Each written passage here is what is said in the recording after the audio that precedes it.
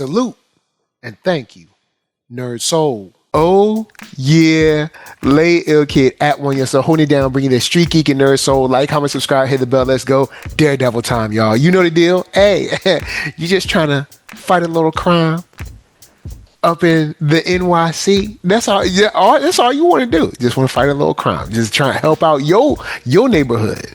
But we're not by ourselves. That's right. I am joined by the cinematic sorcerer, Solar Gray. What's up? Hello, everybody. This is Solar Gray, the cinematic sorcerer, coming at you from the living room of the Wizard's Tower. So at this point, we have 2 episodes that we're going to be talking about. We have the episode where, we saw the episode where the craziest boxing match in boxing history happened. Well, maybe not the craziest. Man, that wasn't a boxing match. That was televised belt to booty. That's what that was.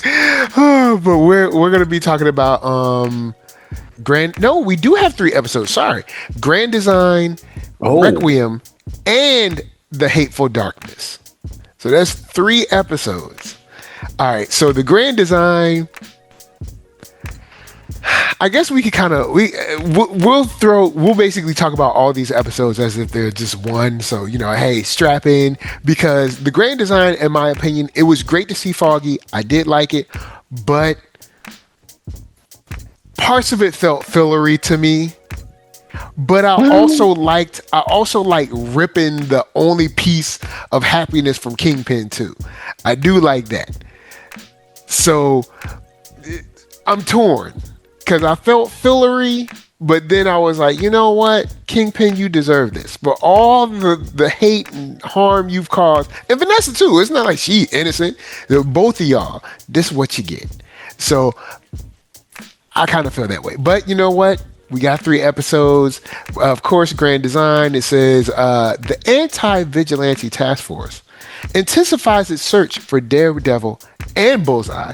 Then you have Requiem that says Fisk's operation is dealt an irrevocable blow. The resistance spills over into the streets. And of course, lastly, the most recent, The Hateful Darkness, a trial close to Matt Murdock's heart grabs the city's attention.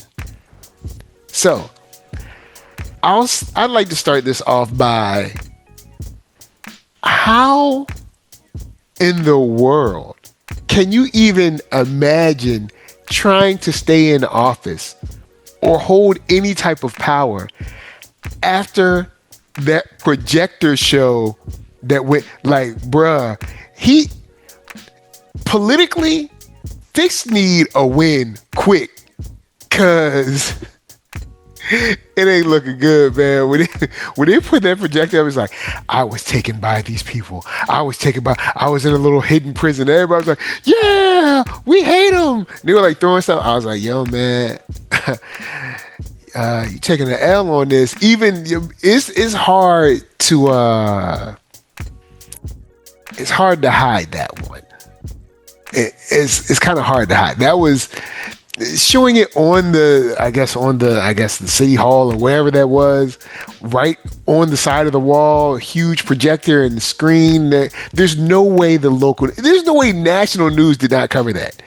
Like, CNN be covering New York City like you live in New York. Like, you can live in Kansas and they'll be like, today in New York City. You'll be like, what? I'm not even close. What? So there's no way this did not make, like, tons of news outlets. This need a win. At least politically, you need a win. Politically, yeah, I can see how he needs a win.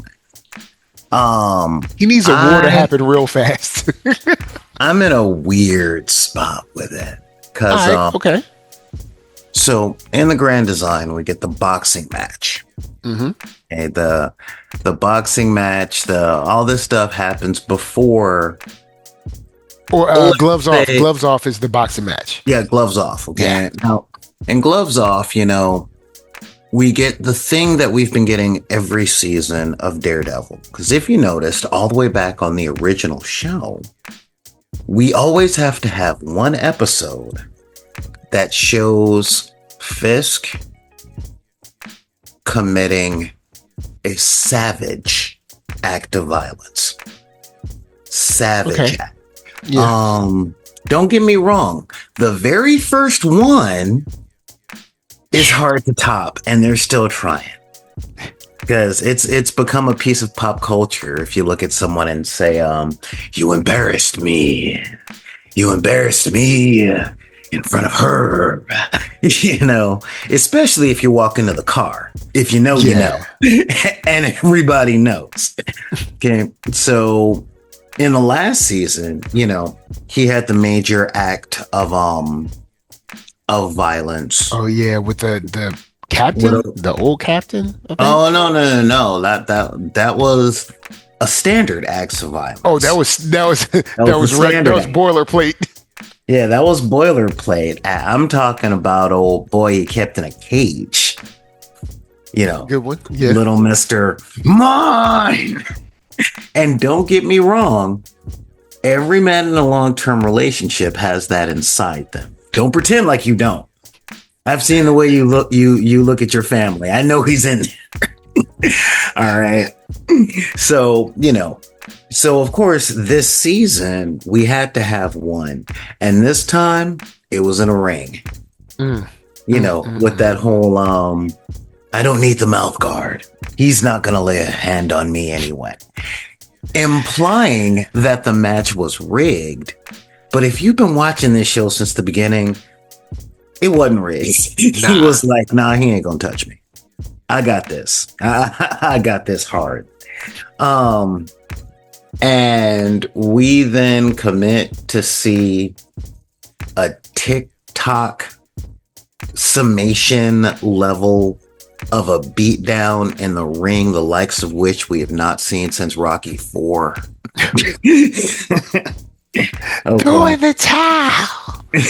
And I'm including Van Damme's first 8 movies. All right. I mean, we have not seen a beatdown like that. And it was refreshing. It was refreshing. But then we get old boy. You know, you realize his nickname is a homonym for his most avid skill. I'm talking Bullseye or good old Dex. You know, Dex, you know, good old point dexterity. Actually used to be like a sort of like straight edge, you know, military guy. It was like a special ops guy when we first meet him. And then Fisk got his hands on him. Yeah. And, you know, I'm not going to lie. I love this show, but this season has really pulled a phase 1 Marvel for me. Once they introduced Thanos, everybody was all about the villains. And this season, I'm kind of about the villains. You know, I really am. I hate Fisk's character, but I will be darned if D'Onofrio just isn't freaking just delivering. You know what I mean? Yeah. We kind of, I want to see him go down, but in a satisfying way. Yeah. Yeah. You know, that's kind of the thing. I don't want his defeat to be cheap. And I'm glad they're taking multiple episodes to show the downfall, thing after thing after thing. I think that's really wise from a production standpoint. And of course, we get, I swear, the moment I like a character should be the death warrant. Like, there should be bets. Like, does the cinematic sorcerer like this character? Yeah, they're dead. They're gone. Because I've been lamenting about Vanessa since season 2. I'm like, I love her character. And when Born Again came up, it turns out, yeah, she's been Lady Macbething all over everything. And yeah, it was one of those things that I'm 50-50. Okay. Because, you know, in Gloves Off, Fisk is like, I'm sending you to Albany to talk to the governor and all that stuff. I don't want you to see what's going to happen because, you know, he's got plans and plans and plans, and his plans got plans, and his plans got plans, and he's like, I need you away from a plan tree because I don't want a seed to fall on you, you know. And again, the color language of everything. It's like, you know, when they were fighting, she was in red. Now they're both in white. They're on the same page. They're running the empire. And I'm like, this ain't going to last long. Things are going too good. And a little too smooth for them. Dude, what Marvel has always shown us on its street level characters is if you're in New York and you can't fly and things are going well, strap in because it's about to go bad. I don't care if you're Luke Cage. I don't care if you're Kingpin, Daredevil, Spider-Man, Fantastic Four, Power Fist. If you cannot fly and things are going well, the anvil is about to be dropped on your head. Dang. Especially if you're associated with anybody whose color palette is red. If it's Spider-Man, Daredevil, Deadpool, if you know them and you're in New York and things are going well for you, don't get used to it. Just don't. Well, speaking of that, we did get mention of Luke Cage. We'll talk about him later, but you brought up Luke Cage and we did get a mention of him. Yeah. So we'll and can I say I was shocked? I was shocked they went that far forward. I wasn't. I figured sooner or later we had to reference other people that he knew, especially, I mean, he did a whole series with him. I mean, of course, you know. I'm not shocked that they mentioned Luke. Mm-hmm. I'm shocked that they brought in the kid. Oh, okay. Yeah. I'm like, I didn't expect that to happen for another 2 years of real time. You know what I mean?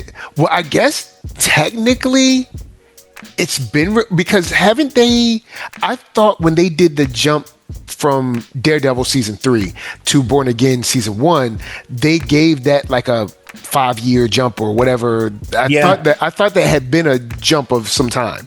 Yeah, so, there has been a jump of some time, but I figured we'd see the relationship. Oh, okay. You know, because last time we saw Luke and Jessica together were the Defenders. Mm-hmm.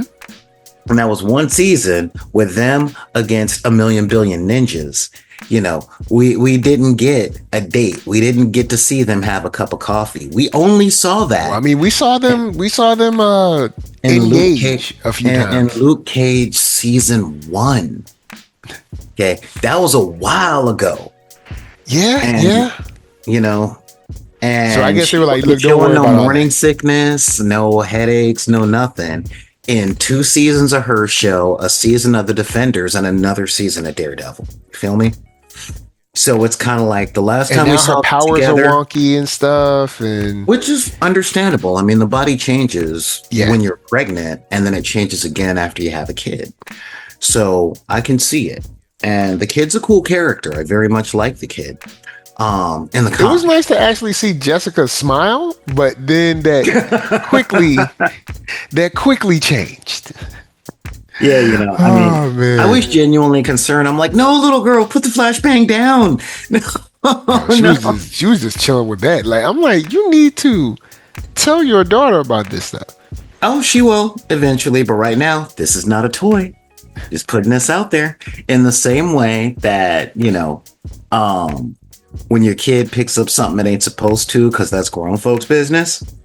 But, you know, and it's like, I'm not going to get mad. I'm not going to freak out because that'll make you curious. I'm going to just tell you nah. Like, not right now. And then I'll go see the CIA man. Exactly. Oh. Yeah. And, you know, I forgot that they brought him up the first time she popped in the show. It was like a blink or you miss it conversation on Matt, you know? But yeah, Fisk moving the weapons and giving them to the cops. That was great. That was, when I saw that, I was like, I wonder how this is going to play out, because yes, you are Fisk and you are running New York City, but New York City is a drop in the bucket when you look at the worldwide, movements of the CIA. Keep in mind, they will come and take you out without they'll have a story crafted and everything. They'll be like, oh, well, he was in a private jet or something. It went down, I mean, that is how the company works. But Fisk wasn't trying to take down the company. He was trying to take down the man. Okay. And the CIA will do a whole bunch of stuff like, oh, there was a plane crash. Oh, the economy of this third world nation fell. But before that happens, they will go to the dude who was in charge of it and go, so the weapons came in at 9 a.m. Yeah, they came in at 9 a.m. Mm-hmm. So at 9 a.m. the weapons came in. Yes, the weapons came in at 9 a.m. So it was 9 a.m. that the weapons came in. Yes, I remember distinctly that it was 9 a.m. Okay, so the weapons came in around 9:05. Yeah. You done messed up now, right? And he would either be reassigned to somewhere in the coldest or most desert parts of Asia, or he would be disappeared. And that's really what Fisk was reaching for. I'll deal with Valentina after. Yeah, because they did mention her. So I do like the fact that we don't feel like we're in a closet anymore. We don't feel like we're in the attic. We have like a full universe of everybody being mentioned. Yeah, it is a very connected story set. Apparently the CIA is using, superheroes for whatever it wants to use superheroes for. And Luke has gone essentially to make sure that they leave Jessica and Danielle alone. Well, so remember, this started with Wakanda Forever and became solidified in Thunderbolts. Or did it start with Hawkeye? It was either Wakanda Forever, then Hawkeye, then the Thunderbolts, or Hawkeye, then Wakanda Forever, then the Thunderbolts. But once the T-Bolts came in, and Elaine from Seinfeld was officially in charge of the Avengers, that's when she was able to shift gear, to upshift and really start putting in that work. Because, she was going around in Hawkeye. That was where she got Yelena. And then she, and oh no, it was Black Widow where she first, no, it was Hawkeye right after Black Widow that she first went and talked to Yelena. And then Falcon and Winter Soldier was when she talked to John Walker. Yep. And then Thunderbolts came out. And then she'd managed to get Taskmaster and Ghost and, so that means she was going around having a lot of those conversations. Yeah. So it stands to reason that she'd send people, like, if she's wherever it is that Taskmaster was, that she would send Shaggy to go talk to the Defenders. Not Shag. Oh boy! And, Matthew Lillard is one of my favorite people and an actor that I love very much. But let's face it, Patrick Stewart is always going to be known for two things. Okay, Professor X and Captain Picard. Mark Hamill will always be known as Luke Skywalker, regardless of everything else he's done.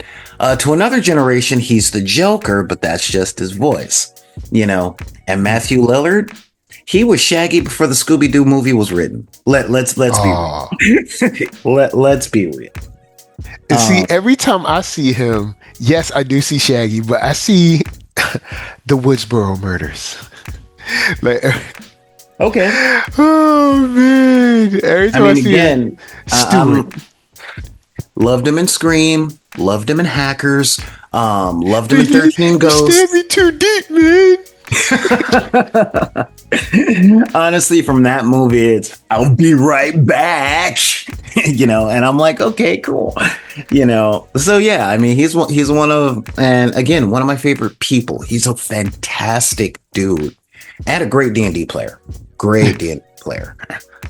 Just like he plays with Deborah Ann Wall and Joe Manganiello. I mean, they have a whole podcast. They do a whole thing. And Abraham Ben Ruby, which I got to give a shout out. He's one of my, like, that whole clique is just good people. So I'm happy to see them on screen. And when he showed up, I'm like, ooh, Matthew Lillard's here. This part is going to be fun. Yeah, because he did look like he was stressing when Jessica came to him. Like, man, I don't know what I'm going to do about these weapons. Because, I mean, I'm sure they made you project manager of this. And, like, if it, like, there's no one else. If this project fail, And it didn't just fail. The project hit a bump with the vigilante thing, man. And then it turned out that your client blew up the shipment. The weapons. No, they blew up the ship, and then they stole the weapons. Stole them. I'm talking about what Daredevil and Jessica did when they blew up the weapons at the. But yeah, of course, yeah. Oh yeah, Kingpin stole them first. They blew up the weapons. So he had one project. The project: get the weapons in New York, and then get them to their next thing. Okay, real simple. All you gotta do. That he is the manager in charge of the Amazon truck. Yeah, he's the manager in charge of the Amazon truck. And then the Amazon truck gets hijacked by gangsters. Okay. And then the gangsters that said that he'd be able to pass free. Right. Oh, no. Different gangsters. Okay. I'm talking some YNs, jack the truck, flatten the tires. Okay. And then the client who was waiting on a package, or then the Amazon manager, God, this metaphor's falling apart. The Amazon manager of that warehouse robs the truck and then sets it on fire and gives all the boxes of your shipment and everybody else's shipment to his people. And then a couple of YNs come and blow it all up. How do you explain this to the boss? Like, one of my favorite parts of that episode, I think that was Requiem. Favorite parts of that episode is Daredevil, Jessica on the rooftop. Daredevil's like, all right, check it. We gonna go like this, right? Jessica just throw a dude through the wall. It's like, whoa, I had a plan, baby girl. Like, see, we were gonna be stealth. In there, tactical. And she's like, have you seen these boots? These boots are too heavy and too stompy for me to be. You can do stealth. Matter of fact, I'll be a distraction. That's what I'll do. Yeah, I'm going to be a distraction for you. Her powers going in and out during the fight was like, whoo, that was, girl, that's dangerous. But that's a great way to give tension too. Yeah. Great. But when they kick in, they kick in. Yeah. So yeah, so Matthew Lillard is like, okay, it's bad enough they got stolen. Now they got blown up. How am I going to explain this to my boss? I can't even negotiate a way to get them back. Now they just don't exist anymore. They officially don't exist anymore. Yeah. And I got to explain this to the people that made them not exist anymore. Yeah. So yeah, he was in a bad spot. He was in a real bad spot, and he had the right to stress. Because remember, his boss tried robbing Wakanda. Okay, that was her first appearance. She was trying to. Her first main thing was trying to, steal all of the vibranium. Yeah, but not from Wakanda, from Atlantis. So her first appearance was starting an international incident with two of the three most powerful militaries and countries on the planet, and she did it successfully.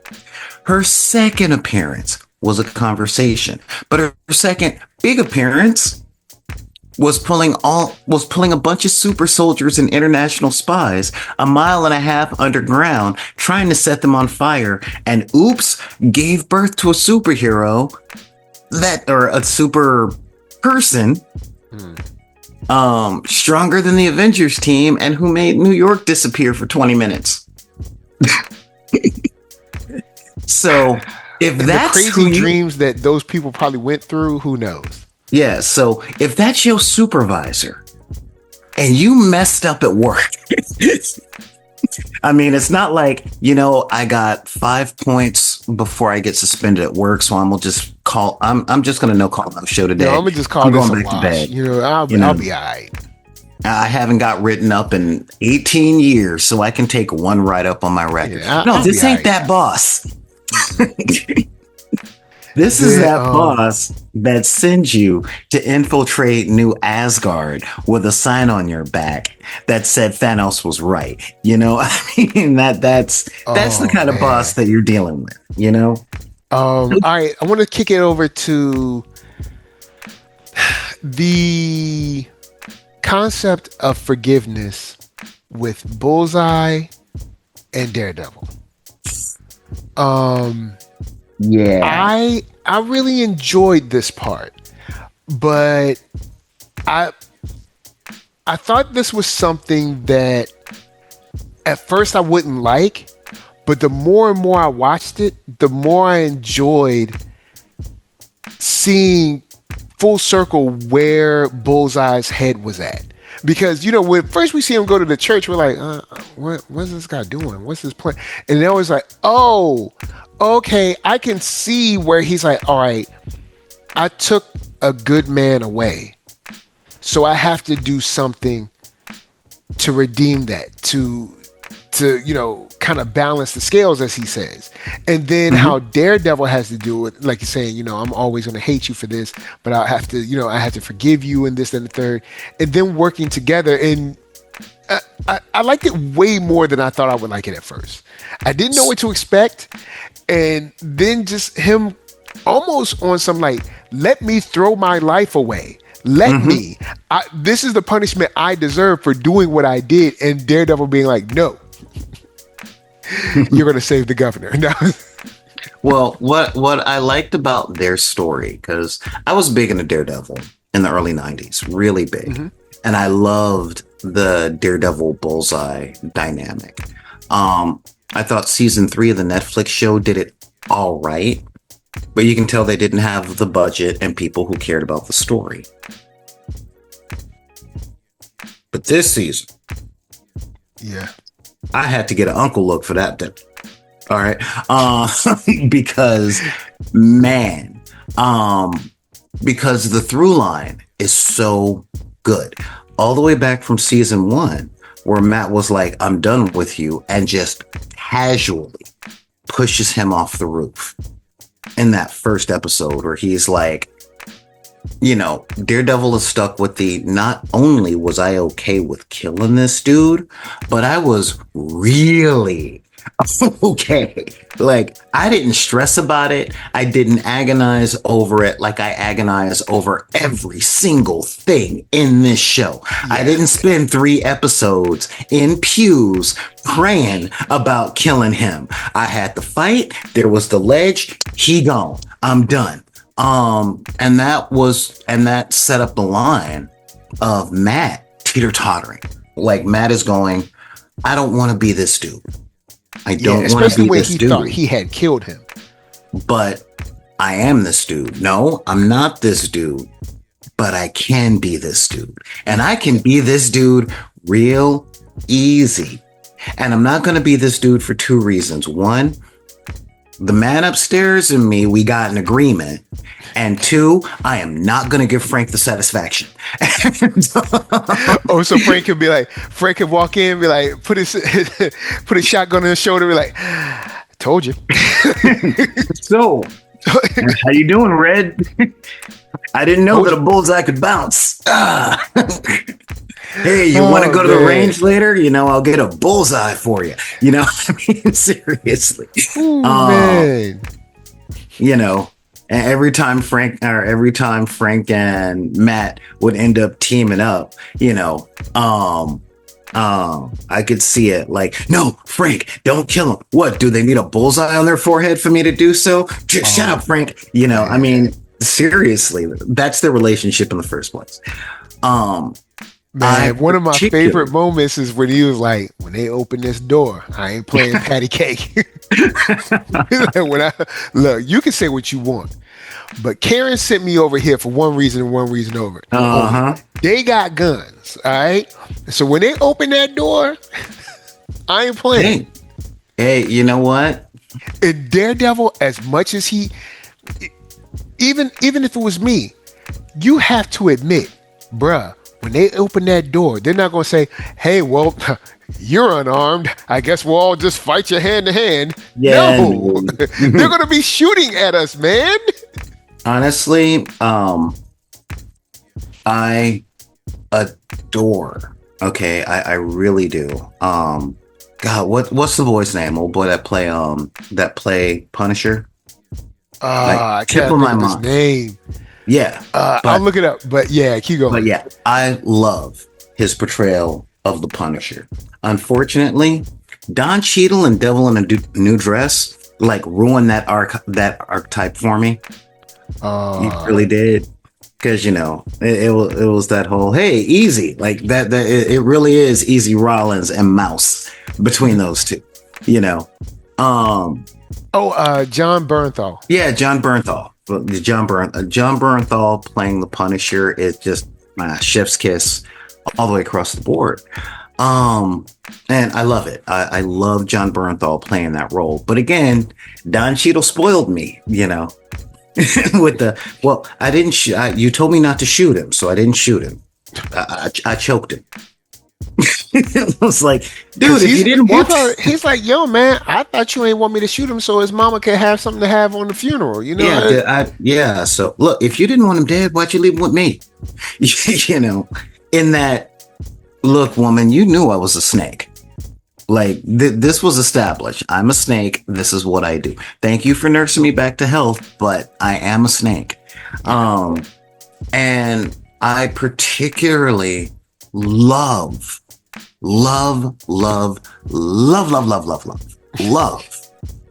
how hard it has been for Matt to do the right thing. Because he could have let Bullseye die at the boxing match. He saved him. And Bullseye is like, first you try to kill me, now you try to save me. And he's like, I'm trying to save you because I tried to kill you. And when I heard that, I said something out loud when I was watching the show. I was like, I think I said something to the extent of like, also you can see there's something different. Like this isn't the Bullseye. This isn't the Bullseye from season 3. No, there's a different guy. So let me save this guy and see what this guy's about. Well, even if it wasn't that intellectual, Matt had to atone for the sin that he committed. Remember, this dude is Catholic number 1, like over super anything else, So, and Catholicism is big on getting forgiveness, but there's also acts of penance, acts of atonement, all that other stuff. He tried to kill this dude in cold blood. And I'm not a believer. I know you are, but he tried and his God said, nah, it ain't his time. And Matt's like, if he said it ain't your time, I can't say it is your time. Number one. And second, I tried to murder you. I gotta make that right. Yeah, because at that very last moment where we pushed him off, he could have easily, put him tied him up or something. He could have did something, right? Yeah, but he could have done anything else. Tied him up, knocked him out, jumped on him and put him in a guard and then locked him up. Could have broke his wrists, could have broke his fingers, could have kneecapped him. Didn't do any of those things. Just Yep. He was at first it was angry, but then it was clarity. And so he did it with full intent. It was undefendable what he did, because he took 2 seconds to think about it. 2 whole seconds to think about murdering this or unaliving this dude. And he did. Oh, you can, man. You don't have to do that. Special. You don't have to do. Hey, I'm trying to get more people to like and subscribe. You feel me? You can just say the. You can just say the regular words. I mean, man, unalot, man. Just say the regular words. I'm just saying, because that fight was epic all the way up the stairs, and then when everything was it, and he had him flat. Fight was over. Matt, Daredevil had finally kind of won, even though Daredevil had beat him throughout the show, like throughout season 3. He won and kind of lost, but this one it was kind of clear, like, okay, there's nowhere for Bullseye to run, and he's lost. Like he's not fighting anymore. He was not throwing any punches. It was done. Fight was over. It's time to clock out. And then Matt pushed him, and the writers knew. The writers and the fight choreographer, oh my God, y'all need an award because y'all been laying it down for what, 5-6 seasons straight now. So that moment, Dex is not fighting. He's not throwing any punches. He's not throwing any. He is limp next to him. All he's doing is taunting. He's talking. Yeah. And then Matt goes, nah, and so he had to make that right. And he's struggling. He brings him in at the end of that episode, and Karen's like, Karen's response, which is very natural, awesome moment where she's 100% understandable. She's like, what are you thinking? But then you have this whole thing where, I don't know, we didn't, of course, see the whole conversation, but, when he was like, what do you need me to do? And Daredevil tells him, and apparently he did it because the governor is still standing. But so now it's like, where does that put us? We're not cool because Father Lantom, and I forgot Agent Nadeem. When she said, I was like, oh snap, Agent Nadeem, I forgot about him. I'm sorry. Let's talk about balance. So where does that put us? Let's talk about balance. You're not getting Christmas cards. Yeah, no. When it comes to Bullseye, let's talk about that balance he was talking about. All right, because he felt bad for Merc and Foggy. He's like, man, Foggy ain't never did nothing to nobody. Yeah. Like, Foggy Nelson is the only character in Daredevil that nobody, even Fisk, really had a problem with until Vanessa. Yeah, the only issue Fisk had with Foggy is just like, y'all in my business. Yeah, that's it. And even Vanessa was like, you're trying to end this. Yeah, exactly. And so, but Bullseye and Foggy, they never had heat. They really didn't. They never had heat. And I think they did mess with him because normally someone like Dex or Bullseye, either one, before or after his kind of like changing or turning from Kingpin, could say, oh, well, this person has done this, and this. They deserve to die. Like in his, I guess, special ops days or whatever. Like, hey, this dude, he's a murderer. This guy is like gassed his own people or something like this. This guy's a corrupt cop. He's some kind of terrorist. FBI so agent. Easily I can kill them. Or even as Bullseye, he could be like, well, Kingpin is bad, but this guy is badder or whatever. But then when it's Foggy, it's like, I got nothing. Yeah, that guy. And I think it probably ate at him for a while. Yeah.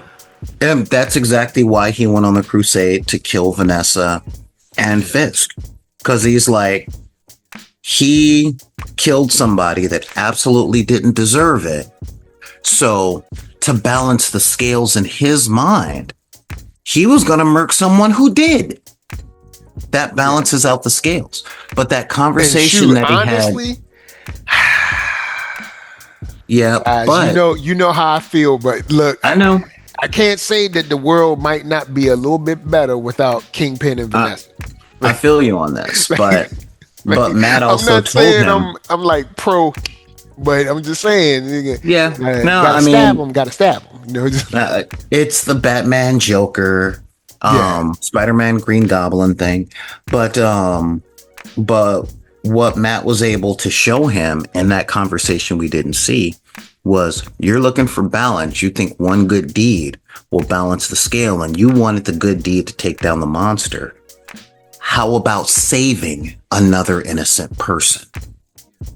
You know, I mean, you still had to kill that current monster to save that person, but you know, which is which is my argument. Random side note. In The Last Jedi, I can't help you with it. I still haven't seen it. There is a moment where somehow Palpatine returned. No, not that one. That's The Rise of Skywalker. Oh, okay. Last Jedi. They're in the Battle of Crate. They're shooting and everything, and Finn goes to sacrifice himself by flying his ship into there's a big laser thing. I can't remember. Y'all guys, you'll put in the comments. That was the second one. Okay, yeah. So the girl, I can't remember her name, crashes into him, stops him, and she said, "We won't win this by, fighting what we hate, but by saving what we love." And I was just like, yeah, but those things are not always separate. Like, for instance, if someone comes in this house right now and they have a gun to my family and they are apparently not stopping to save what I love, I'm gonna have to fight what I hate. Like this, I was just like, I was in the movie theater like, I get it. I get it. I'm not against you, but girl. Well, all right. These people have chased y'all all around the galaxy, but they ain't stopping. There is no talking. It is clear the talking is done. All right. You see how many they've been blowing up ships. Y'all on a thread until Luke showed up with the astral projection. Y'all was toast. Okay. Girl, but I'll reel it in. That movie's old. I let it go. When it comes to this concept, and I'm having a larger conversation now. Yes. Okay. This is a conversation about story. The real thing when it comes to story is a fight between three parts of the pyramid. Okay. Okay. The bad guy. And the problem. And the other two parts of the pyramid isn't, do we fix the problem, but how quickly? How quickly and how efficiently do we fix the problem? And what stories have always shown is that when you take the quick and easy path, when you murk the bad guy, every Death Star you blow up, they build another Death Star.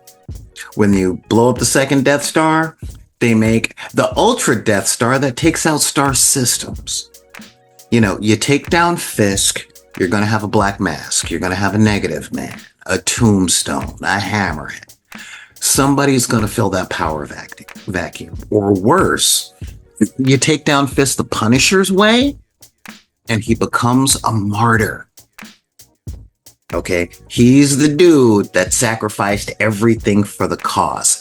That is a story that influences generations, believer. Yeah, I'm not. But if you I'm take not him saying down, that cannot happen. I'm just saying. Well, no, essentially that's. It's served up like that's the. It's always served up like Cecil and Mark. Mark kills a guy on accident, and Cecil equates him to D.A. Sinclair, and it's like, bruh, it's not even close. Like, stop. Like, and writers always want to do that. Different path. Writers always want to do this thing where it's like, okay, if you take a nibble of a cake, you got diabetes. Like, it's not like one cough equals HIV in cinematic language, right? It's not true. This guy has murdered people. Me using righteous anger is not the same as cold-blooded murder ever. It never is. And we always sell this. I don't know. We sell this in stories all the time, but I'm sorry but it's just like they be killing me. I'm like, what, girl? No, I mean, because even to save the governor, Bullseye couldn't be like, sir, you can't kill people for money. It's not right. You've got to stop. Like, come on, bruh. And that's where stories about anti-heroes come in, like the Punisher, like Wolverine, like Blade, you know? And unless there's a kid around, then Wolverine turns into mush. You know, but well, that's the hero part of the anti. But there's always the whole, and again, when it comes to stories about good versus evil, you have to define those two terms in ways that audiences will take in the message. And the only way to do that for good is show, don't tell. Unless you're one of the big three that can show and tell. But big three. Okay. There was only 3 of them for a whole generation. One other dude is moving up. He's moving up. But unless you're Mr. Rogers, Bob Ross, or LeVar Burton, who can show and tell what good is. And again, Keanu Reeves is getting up there. All right. Keanu Reeves is like climbing the stairs to be the 4th face on that mountain. Then you have to show it, but in the face of showing it, you have to show it in a way that audiences will buy. And right now, audiences are in a dark place. Okay. Because when I was growing up, so basically like too cynical to, or maybe writers think that people aren't smart enough to distinguish righteous anger versus just, I guess, chaotic angst or anger or whatever. I don't know. So this is where we get to the deep part of the podcast. I don't think it's intelligence. I think it's emotional clarity. Okay. Because right now, with prices as high as they are, life being so hard to live across the board. This ain't political. This ain't. I don't care who you voted for. In regards to this point, it's hard for everybody, and everybody's mad about it. Even the people that have been going through it since day one, they're upset about it. And so it's hard to push not just that altruism exists, but altruism can win, since the last 27 years of life has shown the opposite. And this is why I love how hard it has been for Daredevil to continuously do the right thing, because everybody's against him and he's getting beat up and he took a bullet and he's crying. And now he's got to convince the woman he loves that although she's correct, she's not right. And then, doesn't it say something in the book about loving your enemies? And he's got his enemy right there, strapped to a bed. And he's got to slap that thing out of his girl's hand. Get out of here. No. I know how you feel, okay? Remember, I'm the one who pushed him off a building. I know what you're feeling, girl. But I can't let you sell your soul like that. I want to. I want to save you from selling your soul by selling mine, but we can't do that. Especially since our enemy is telling the public that is who we are and weaponizing that, So this is difficult. So doing it the right way, or should I say the slower way. It's everybody who watches this and who watches my channel knows I do miniatures, I do models. Okay. Mm-hmm. And here's the thing, and this is really interesting scientifically. When you use an accelerating agent, it does dry your adhesive faster. When you're pouring silicone and you use an accelerant to make it kick in 45 minutes instead of overnight, it does make it solidify. When you use accelerant on super glue. Okay, because there's a little chemical you can put on crazy glue and it makes it dry even faster than crazy glue normally dries. Wow. Okay. Okay. But letting it dry naturally the way that it was designed, that time allows the chemical bonds to get stronger. It lets the molecules move into place. Okay. And the more molecules move into place, the stronger the thing is. Now, sometimes you got to do it quick. Got to fix it. Boom, quick. We ain't got a whole lot of time. You know, we got to get this piece out tomorrow. And, you know, I'm still going to have to fiberglass and sand and all that other stuff. And that's before painting. And the paint takes a whole day to dry. Okay. So, you know, I mean, however, when you do take the time to do it properly, that, my friends, is how you build the house that stands 130, 140 years. That, you know, when you take the time to use good steel and good nuts and bolts and tighten things with the right tools, that is how you can drive your granddaddy's Lincoln. Because the Lincoln was put together that way and the Honda wasn't. You feel me? You know? Yeah, man, them old cars. Yeah, They be standing the test of time. Them old cars, that refrigerator your grandmama bought in 1968, that's still in the house, and that's still you, like, you know, that, or should I say, you know, and this is that me pulling a card that people don't want me to have. Garage since you were 2. I'm talking about the Frigidaire. Yeah, just, you know. Cause go over there, you know, having you pull her out a ginger ale from the Frigidaire, you know, that's the whole thing. Not even a refrigerator. No, that's the Frigidaire. You know, that thing that still works. She bought it in 1965. That thing is older than your parents, and it still works because the time and materials were put in with care to make something that lasts. And that's the only way to take down a bad guy and keep him gone. Yeah, because we see that conversation with Daredevil where he's like, yes, I get you and you're not wrong, but I want to,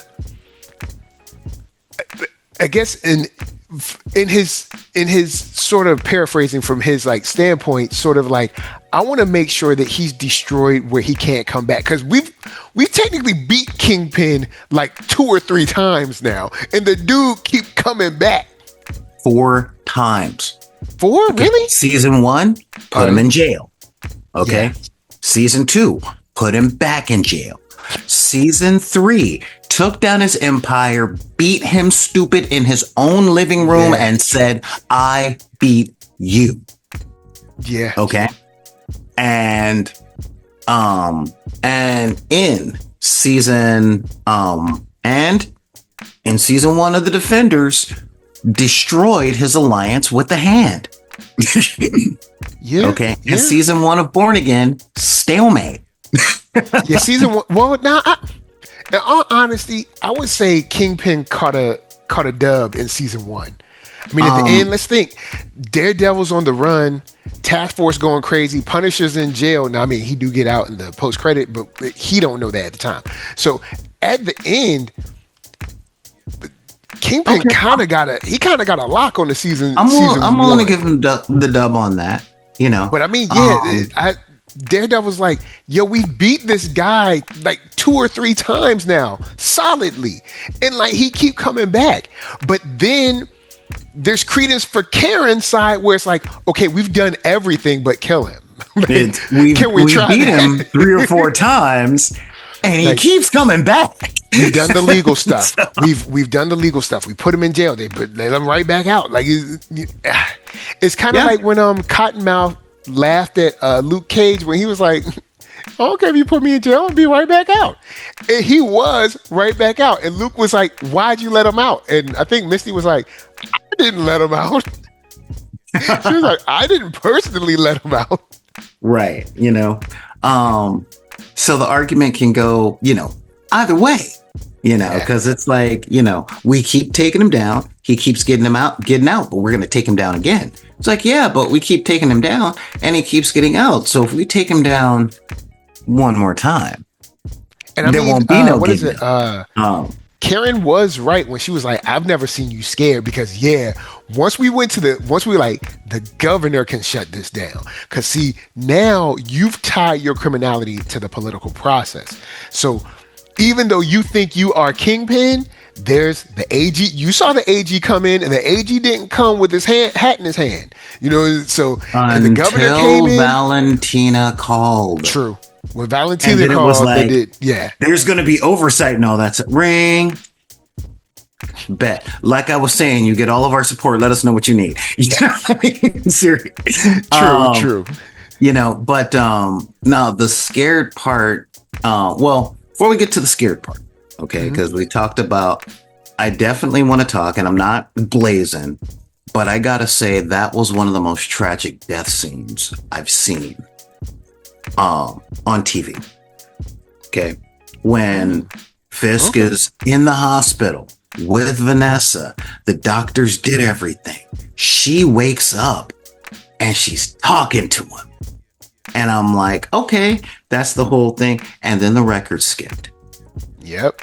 And I'm like, oh, there's no way this can end well now.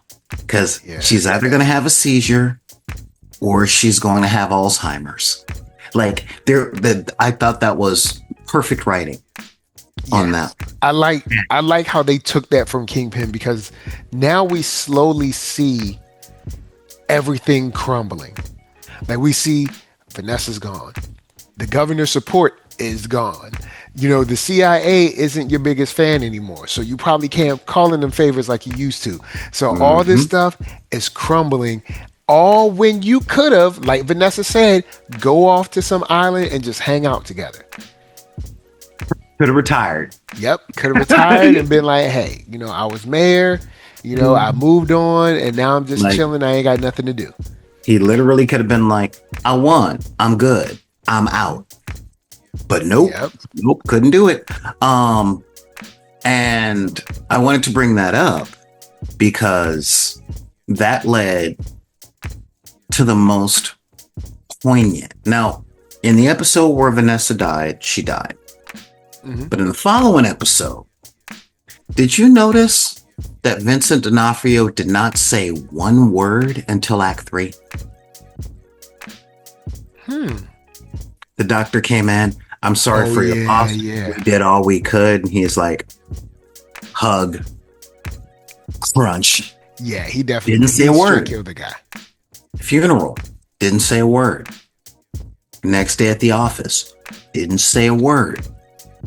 Then he's sitting in his little hideout. The shadow comes along and he's like, I figured you'd come, Murdoch. I figured you'd be here sooner or later. And this is important to the discussion because it ties into exactly what we said. This was Matt trying. Yeah. This was him like, look, bruh, tell you what, we have gone round after round. I beat you, you come back, and this time you've got me against the ropes, but I will tell you what, let's just both leave. You leave New York, I leave New York, and we leave New York to New York.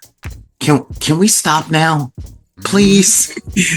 And he's like, no, I ain't going nowhere. Like, I gotta have it. And it very much reminded me of the legendary conversation between De Niro and Pacino in Heat, where they're having a cup of coffee. And it's like, we're just a couple of guys talking right now.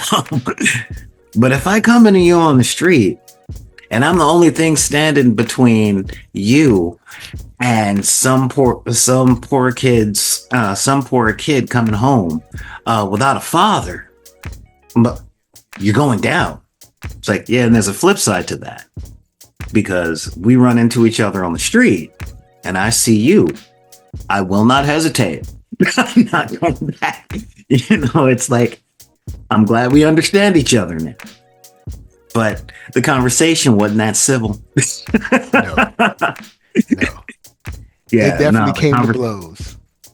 Yeah. And yeah, And it was deserved. It was deserved. It was the fight that we've been wanting to see since season 3 of the first. Because there was a lot of emotion in it too. You know, of course, with him just losing Vanessa, and then of course Daredevil being on a run for like last season and a half, I guess, and losing Foggy, and having to save the guy that killed Foggy, and having to deal with Frank because they really are brothers. Yeah, in the sense of. Where is Frank now? We know he's somewhere, but we don't know where. Oh, he just left. He's not coming back for the rest of the season. Bernthal pretty much left to go film Spider-Man. So Punisher's out. He left to do the Punisher movie and the Punisher TV show, and of course, Spider-Man. Oh, so he's doing a special and a TV show? I thought it was just the special. Oh yeah, the special. Yeah, sorry. Yeah. But yeah, so He'll be busy doing things. He's out doing his thing. And, you know, with the fact that he wants Daredevil wants to take Fisk out, but that goes against all of his morals and ethics. And he wants to so bad. But he's like, I can't because it's a sin and that makes me a bad guy. And I don't want to be like Frank and I don't want to. But if they have it out, and he won the fight. He won that fight. And Fisk is like, but you didn't win the war. Because you can't arrest me. You won't kill me. Yeah. You know? And you can't even own the courts. Well, I own the courts here. Like, I own the courts. Mm-hmm. And you can't even show your face as a lawyer. So, yeah. You know I'm going to get you. Yeah. So I'm going to get you eventually, you know? With that, there's another thing I wanted to touch on. Not long. Cause I know we've been on long, but I got time, brother. Man, the BB report still lives, y'all. I was hoping we would go here. The BB report still lives, y'all. Still lives. That still on storyline. Those two characters. The funny thing is, okay, so Daniel, it's clear Daniel wants BB. And you know what? I can't blame you, bruh. Desperately in love. Has been for years. You know what? Some of us have been Daniel in real life. I'll just say that. I'm not. Multiple times, and I own that. I've been Daniel before. I have. It's like in your mind, you're like, maybe one day. It's like, look, but he was like, you know what? I love you too much to let you die, girl. He was like, just go. He was like, I'll go up there and just go to my death. He was, yo, man. He's got Olivia Newton-John and Grease but Daniel, in his head. You know what I'm saying? He couldn't look at them eyes. He couldn't see them curls. He couldn't do that. Look, I'm gonna put this out there because again, we all been there.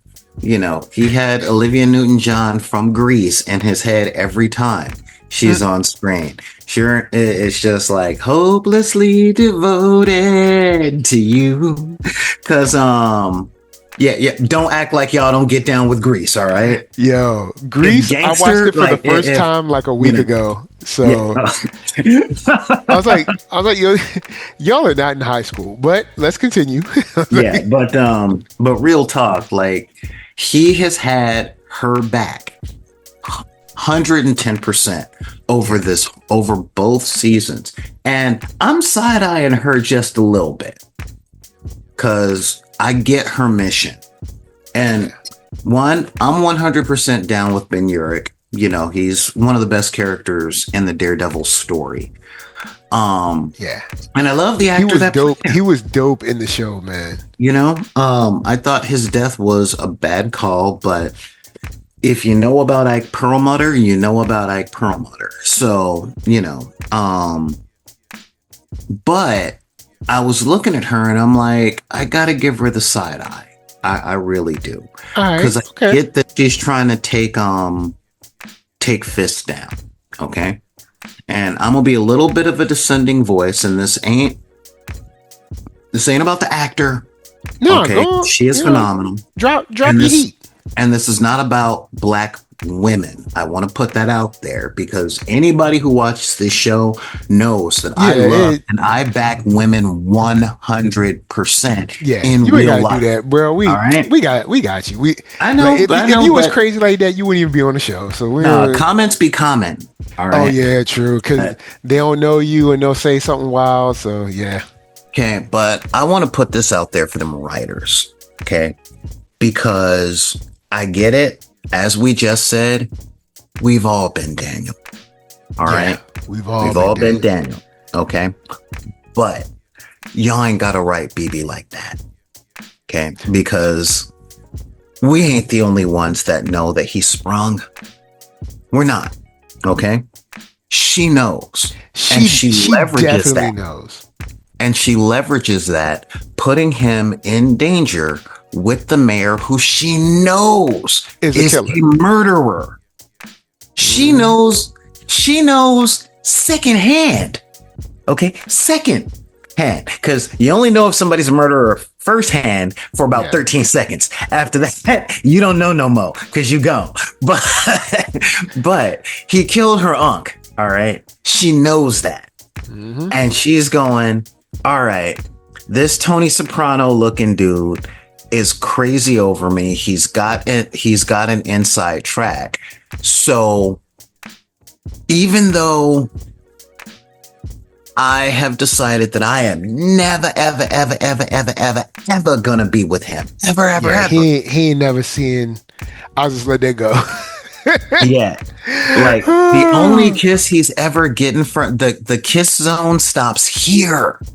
Yeah, she might hit him with if she comes close to kissing in the front, it's gonna be forehead, but forehead, cheek. That's all the kissing that's ever gonna happen.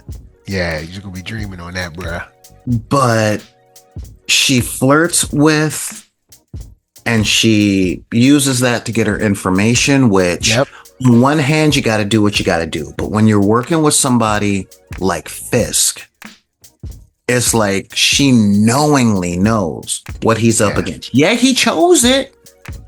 But it's one thing to choose to work for that guy. It's another thing entirely to make your friend, who has a limerence the size of Long Island toward you, betray this guy who is a straight up organized crime boss.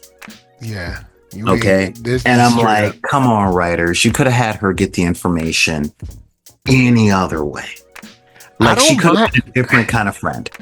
She really could have been a different kind of friend. Yeah, because it seems like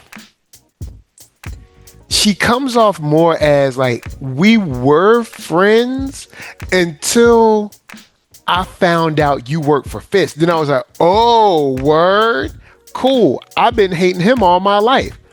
So now I can use you, because that's what she was doing.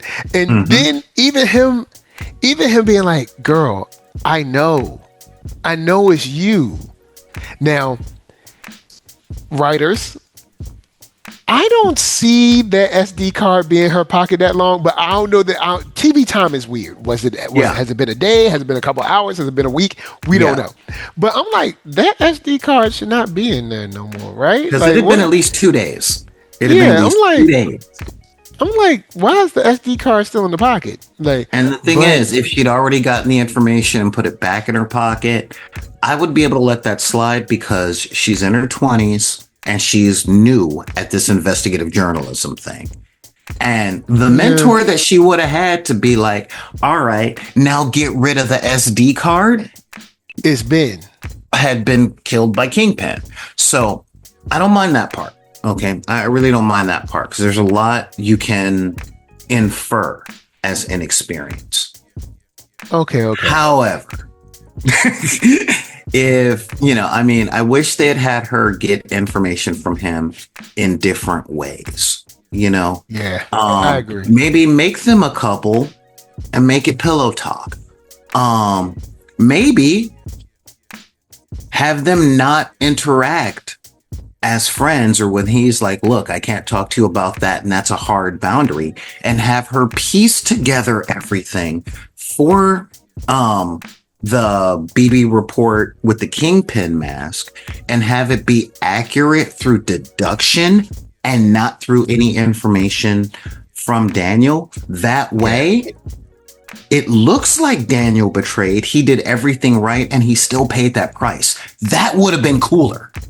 I feel that, yeah, because when she took the information straight from the laptop, when she took that video, I'm like, girl, when you do this, you're crossing the line. Like, they're going to know it was you. Down. Yeah. Yeah, that's exactly it.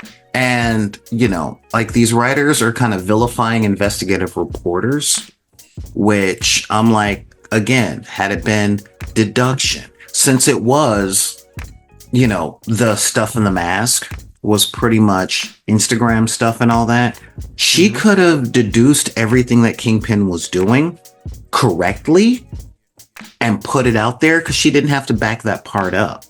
Yeah, she didn't. If she wouldn't have put the video out of the security cam footage, she probably would have been all right. Daniel would have been all right. Now, they would still been mad, like, yo, you got to find this person, but they wouldn't have known who it was. Right.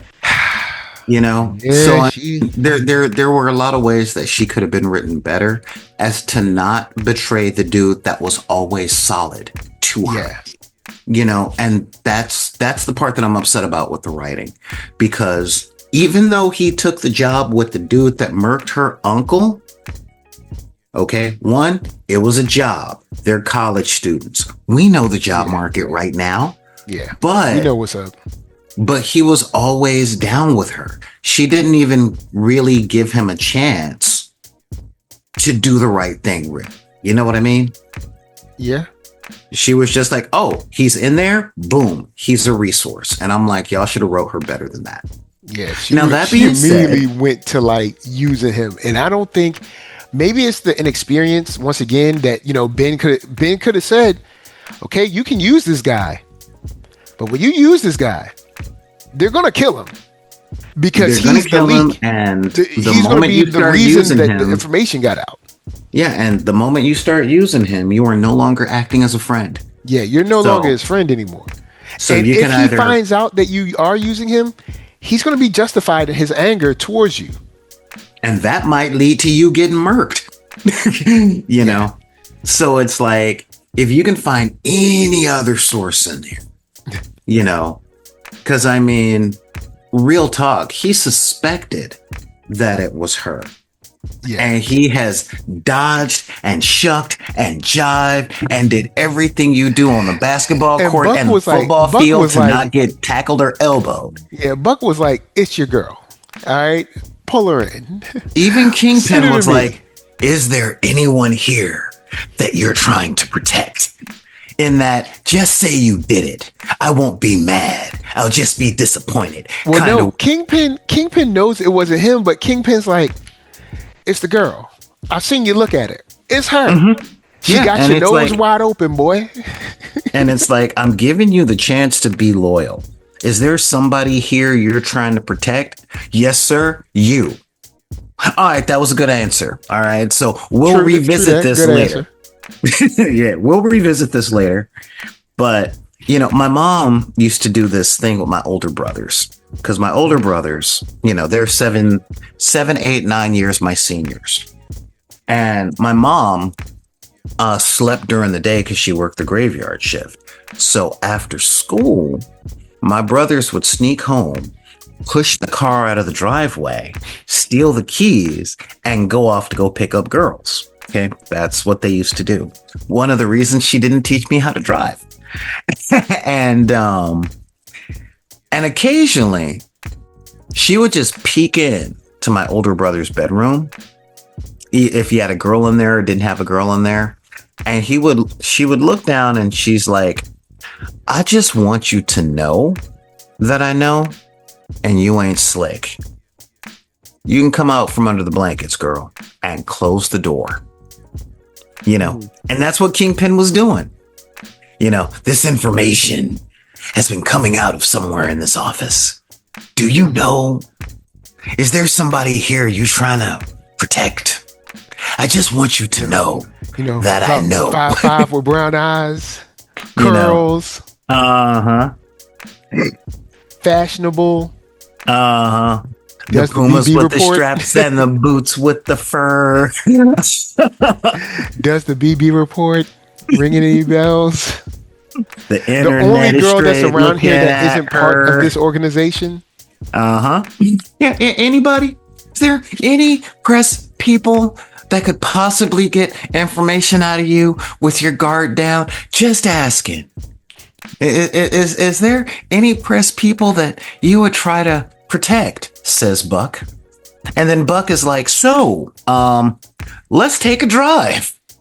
Just to let you know, our boss demands loyalty, and loyalty requires this sort of thing, which you're now helping me out with. So, do you want the shovel or the saw? Just ask it. And he got them. He's like, when he came back, he was like, man, I'm screwed. Look, BB, I don't know what you're doing, but I really suspect what you're doing. Okay. And I just went on a road trip that I don't want to tell you about. And I know I'm going to have to go on more, but I don't want you in the back seat, girl. Yeah, I don't want you in the back seat on one of these road trips. Trunk and it'd be you. Cause see, when they started talking about who the leak was, I was like, man, that shot in the trailer, she in the trunk. And I was like, oh snap, she didn't go in the trunk. So I mean, I guess that's a good thing. But yeah. And and when he finally had it after the birthday party, like, shouts out to the writers, I felt for him. When he got proof that he could no longer, when he had to stop turning a blind eye because he knew. Because, when we try and turn a blind eye to the people that we care about, all we need is 2%. That's all we need. That little baby part of deniability, and we can be like, no, man, nah. It'd be like, no, she talked about being abducted by aliens when she was 6, and now look at everything since the snap. Aliens are plausible. So do we not know that it's a Skrull? Like, is it actually her, or could it be one of those shape-shifting aliens that made everybody lose respect for Sam Jackson? We don't know it was her. Marvel writers made us lose. Well, actually, we still respect Sam Jackson. We're mad at Marvel writers and what they did to him. Yeah, that's true. I don't want none of that smoke. They did him wrong. Yeah, they really did. And again, I don't want any. Honestly, Sam Jackson is one of the actors. He's in my top 3 actors that I respect more than anybody, specifically because of his time at Howard. He was a real one in college. Like a real one. That's a story for another podcast, but let's just say he could write a book about what political activism actually looks like, because he's been on the ground floor. Okay. Cool. The man's the real deal. And, but yeah, so, I mean, he was grasping at any straw for it not to be her. Could it be a Skrull? Could Loki be here just doing stuff that you remember the incident in New York? We all remember. Look, Avengers Tower's right there. It could be 100 things. It might not be. I mean, I know my girl's a journalist and she works in here, but she already has a show that's glazing Kingpin. Yeah. Why would she do a show that's on the other side? I'm just saying. She never did that. No, it could be any of these YNs out there. Everybody's got a camera. Everybody's got a camera these days. And, a bad looking white blazer, you can get that at the Goodwill. That we don't know that is her, we don't. And that don't sound like a woman's voice to me. And then he found it. And then Buck just staring at him like. No, Buck is staring at him like, bro, I was in my 20s once too. He's like, I get it, but she's got to go. And I know this job, and you're learning this job. So I get it. You're still listening to the sob story.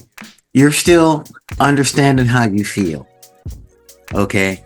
So I'm going to let you learn. Because if I got to teach you, you might not survive the incident. Nah. Which brings us to this week.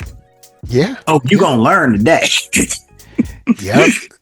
Where's she at? Oh, I don't think she's coming. Really? So, you know where she went? He's like, well, guess I'll put these gloves on real quick. Mm-hmm. But all right, so I know we've been going long, guys. I'll wrap it up on this. The trial, real quick. We'll talk about the trial, then we'll be out. Cause I know we've been on, unless you like, at work and you love these long podcasts, and great. But or if you're in a major metropolitan city and you're listening to us in traffic, that would be the perfect way to like and subscribe. I have been at the corner of Bundy and you ain't gotta say Olympic. Nothing else. Everybody in LA knows exactly where you. I have been at the corner of Bundy and Olympic for over an hour. If it wasn't for the fact that I had my car, I would have just, because you knew where I lived. Like I was like, what? Maybe a mile away. Park and walked home. Yeah. I was like, man, if I could just get out my car and just walk. Bruh. Cause I lived in West LA. I lived like maybe a mile from there. I could have hoofed it and just like, man, look.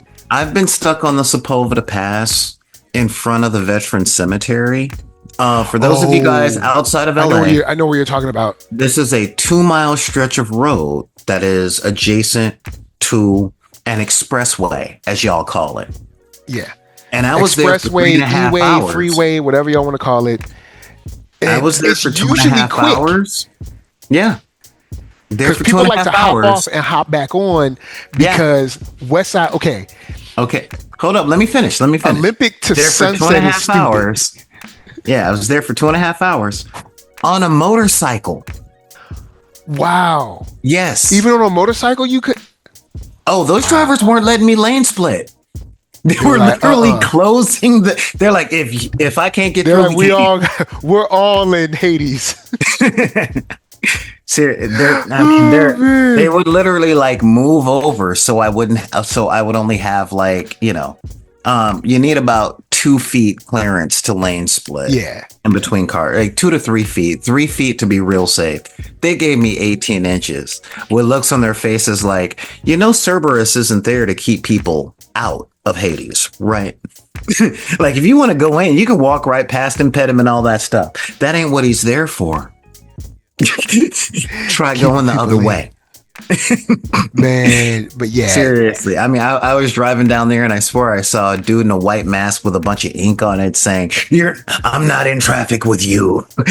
You're in traffic with me. So yeah. So that'd be a great time to listen to this, if you're in traffic and Houston is another bad place. DC and the Mixing Bowl, another bad place. Oh, the whole DMV with all their one-way streets. So anywhere in that 395, 495, you guys know that whole, or matter of fact, let us know in the comments where you're at and what traffic is like for you.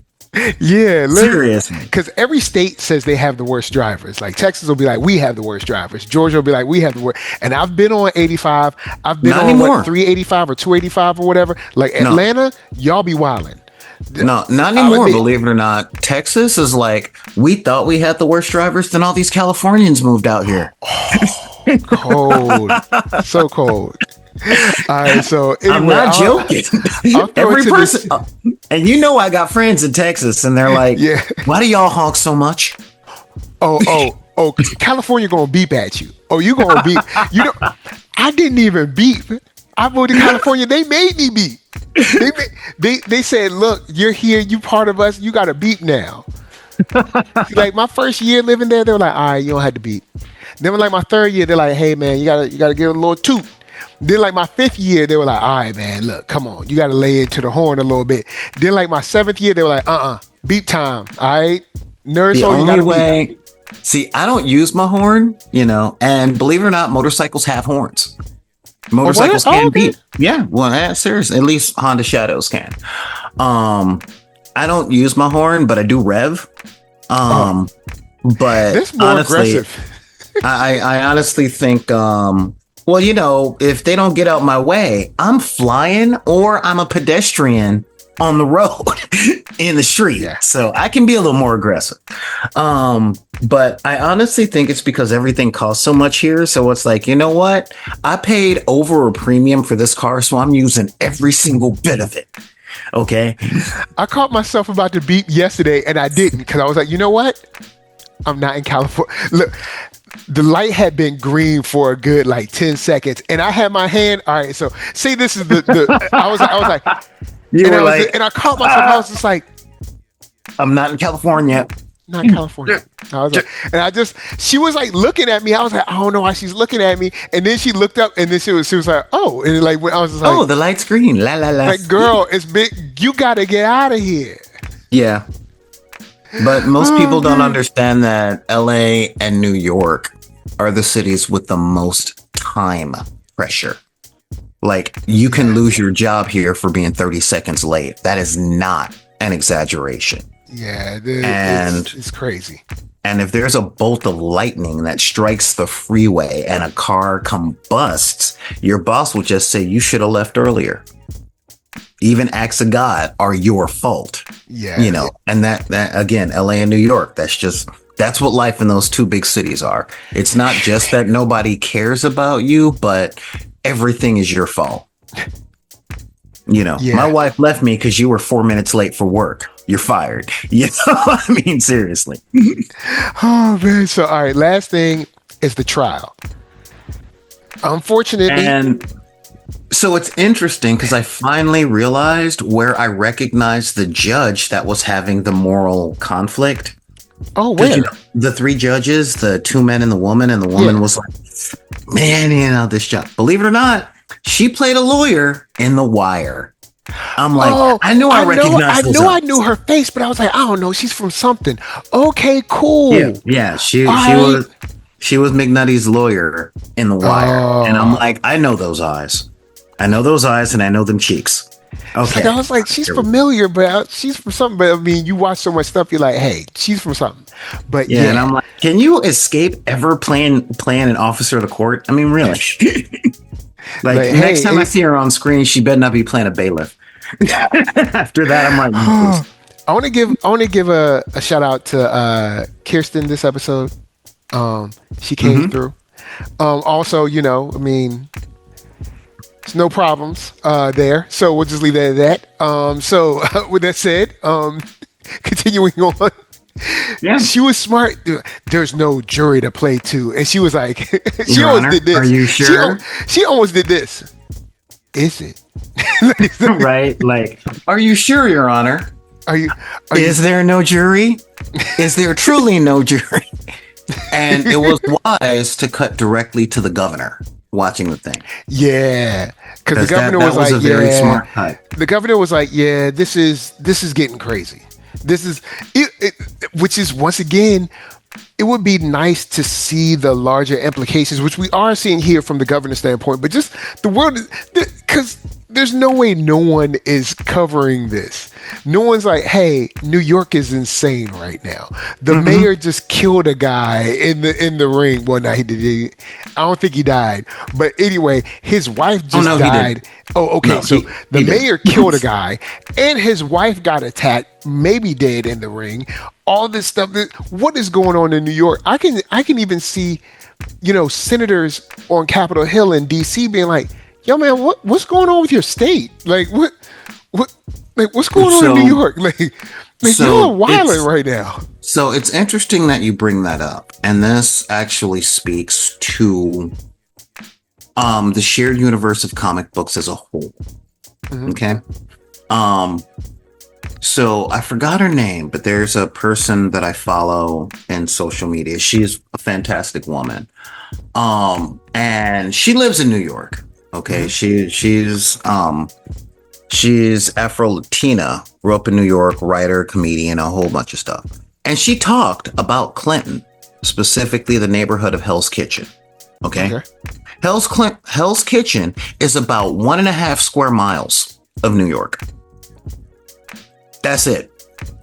Daredevil's entire thing is like 1 mile by 1.5 miles. Well, used to be, Okay. because now with Kingpin, he's kind of branched out a little bit. But I feel Yeah, what well, you're saying. yeah, but I mean, just Hell's Kitchen, and honestly, it doesn't look like it does in the comics. It's pretty much where you go and get good Indian food. Like it's pretty much where the Avengers got shawarma at the end of the Avengers movie. They went to Hell's Kitchen for a hot minute. Okay, Spider-Man is in Queens, different borough, and I think you have to cross bridge to get there. Okay, but what the Marvel movies, what the MCU has done very well, is established that the Avengers are for global to galactic threat. So a bad mayor in one city is way below the pay grade of Iron Man, who lived in Malibu. Okay. It's not even on Thor's radar since he's on Asgard, and New Asgard is in Norway. You know, they hadn't moved it to Oklahoma yet. And even if they had, that's Oklahoma, and all that weird stuff's happening in New York. So it's like riots in New York. Yeah, guess what? Rhodey works directly for the government.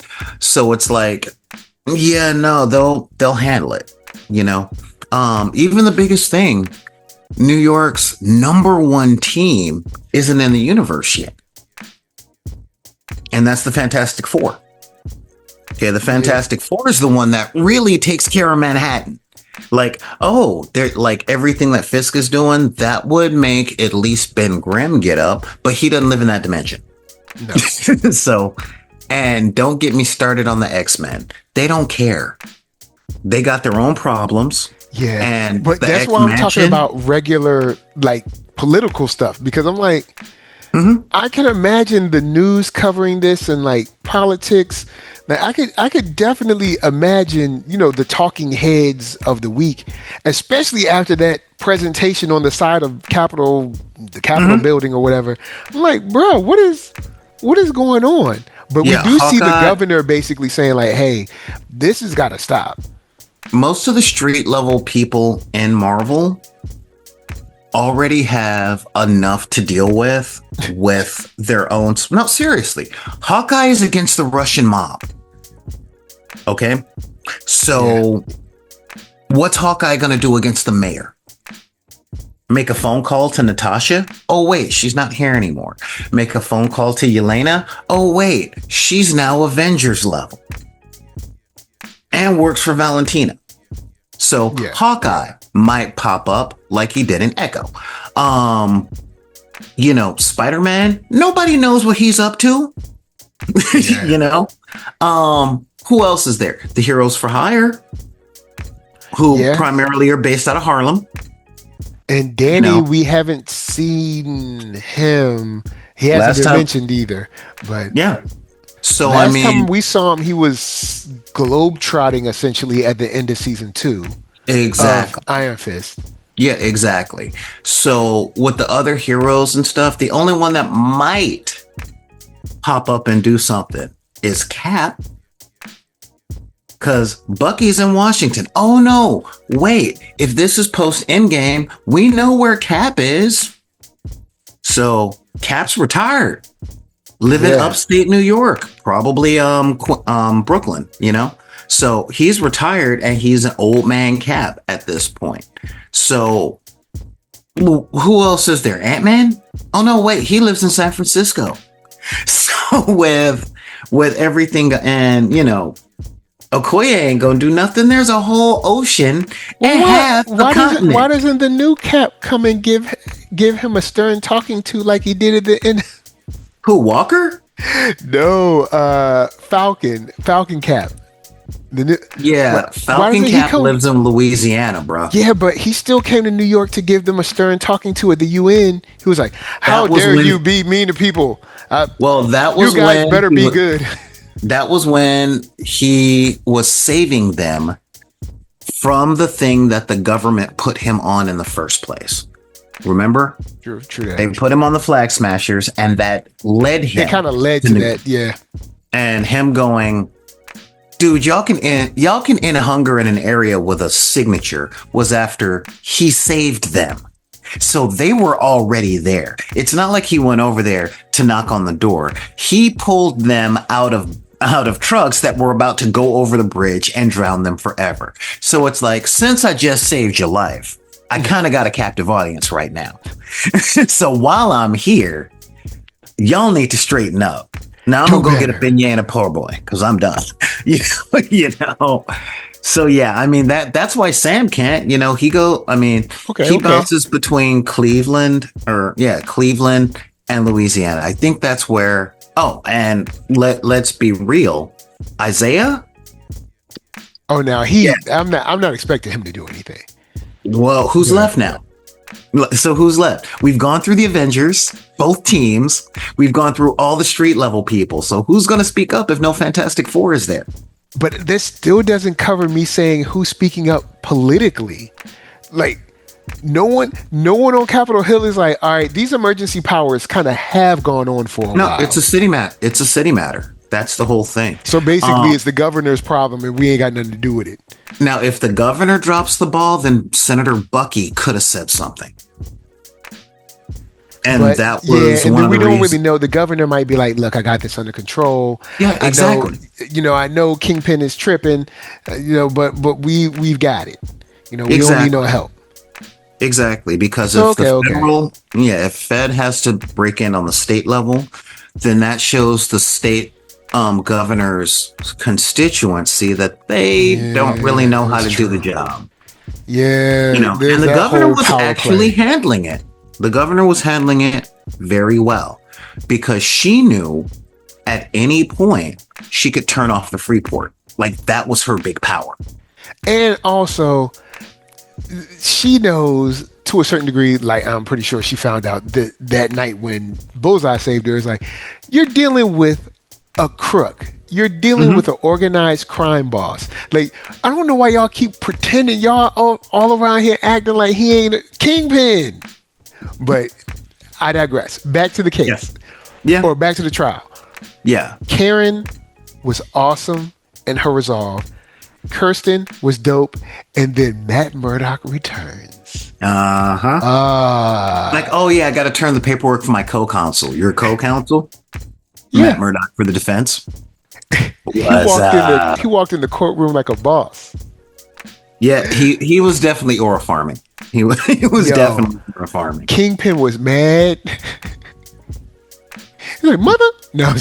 Yeah. But when he walked in, when he was questioning, like, so where? And who was that again? Could you let us know who that was?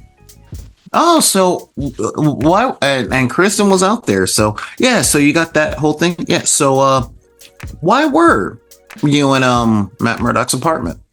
Well, we were doing a wellness check with automatic weapons. Automatic weapons and some kind of like tank carrier or whatever. That's interesting. So yeah, I'm double check. I mean, he was Defense Force street level vigilante that only used hands. So when I was like, they have an ace in the hole because they wanted to do this trial. I thought that Bullseye's make everything right was going to be to take the stand. I thought that was going to be, because I was like, oh, that'll be, even if they're going to say that this man is lying, that is still some highly inflammatory stories he can tell sitting on that bench. So I thought that's what he was going to do. I thought he was going to be like, you know what? You want to do good? Yes, I got you. Come on down to the stand. And so that might have been old Matt. And honestly, after the talk with Jessica, where it's like, he's going to kill the governor. Yeah. Well, that actually I don't believe anything that dude says, but that is the smart play. It makes sense. Because kill the governor, install my own guy, slam dunk. And again, the distance between Albany and Manhattan, I mean, it's not like they're right on top of each other. Yeah, Albany is a good Albany is a good like 3-hour drive. I'll check, but it's about a 3-4 hour drive. So Matt couldn't be in both places at once. So I thought that was a very smart play. Because if you notice, after Bullseye saved the governor, Of course the cops were going to show up. Of course the security detail was going to show up. So he's like, boom, bop, gone. Like, whoop, have a good one. I did my good deed. Okay, I think I'm going to go get some pancakes or maybe a shake. I hear the pancakes are pretty good. Like, get your dog out of here. It's unsanitary. Which I do not disagree with, but also thought it was funny because yeah, it says New York drive is about 2 hours 42 minutes. Let's be honest. Once you hit traffic and stuff, it's a 3-hour drive. Even 3.5, and that's one way. Yeah, once you hit traffic, stop and pee or something. They're like, oh yeah, easily 3 hours. So Bullseye had to move up there. Yeah, he had to move quickly. Yeah, exactly. And again, that was the smart move. That really was the smart move. Yeah. If the governor hadn't been in danger, then he probably would have had Dex testify. Yeah. And Dex might have done it. Because if he testifies and publicly exposes what Vanessa had him do before the forming of the anti-vigilante task force, because remember, he didn't care if he lived or died. He wanted to be himself again. Yeah. So he would have taken the stand, but I think that was a much wiser way to use him. Because I got you. He couldn't convince Jessica to go to Albany. She got a kid. Nah, I'm not. Nobody knows where Luke is. And let's face it, we really don't want to see Danny. So, you know what? Once again, I don't totally, after rewatching it, I don't hate Iron Fist. I don't love it, but I don't have this vitriol that like some people have. I'm somewhere in the like 4 to 6 range, maybe even hop into a 7 sometimes. But the difficulty is that I don't love it. It's lazy writing and the wrong actor. Yeah. And it was lazy writing and the wrong actor because the entire runner of the Netflix Marvel department was the wrong dude. Okay, Iron Fist got done dirty. Iron Fist they also made him very whiny, which I didn't like. Yeah, again, that's when it dips to a 4. But there are times when it goes up to a 7, like when Colleen Wing is doing her thing, and when Iron Fist finally has his head on straight and he's doing what he's supposed to do. I also didn't mind. I really liked the sibling stuff with the dad and the business. I actually thought that was kind of cool. I'm not totally against the show. Like I said, it's in the territory. Notice I didn't say I was against the show. I said I was against the character. Yeah, the Iron Fist is hard to write, as is Shang-Chi. Really? Hard. Yes, they're hard characters to write. I don't think they're particularly that hard. How do you make a show? Again, the number one thing about stories is they have to have some sort of conflict. Mm-hmm. And in American shows, there has to be like an emotional journey. How do you write that against someone who's the picture of Zen? Well, when most Americans don't understand what Zen is. I mean, you can essentially do what you're doing with Daredevil and just a different spin of it. I mean, yeah, but see, we already got a Daredevil show. No, but just because we're doing what we do with Daredevil doesn't mean it has to be exactly the same. He's struggling with Zen as Daredevil is struggling with his Catholicism. Doesn't mean you could play the fish out of water story. There's tons of different ways. They were just lazy. There's tons of things you can do. Even the comics have had a hard time with Iron Fist's independent books. He's always worked best with Luke Cage. And Power Man and Iron Fist and Heroes for Hire are great because they balance each other. Okay. And I will say I did like them when they were together. I liked them a lot when they were together.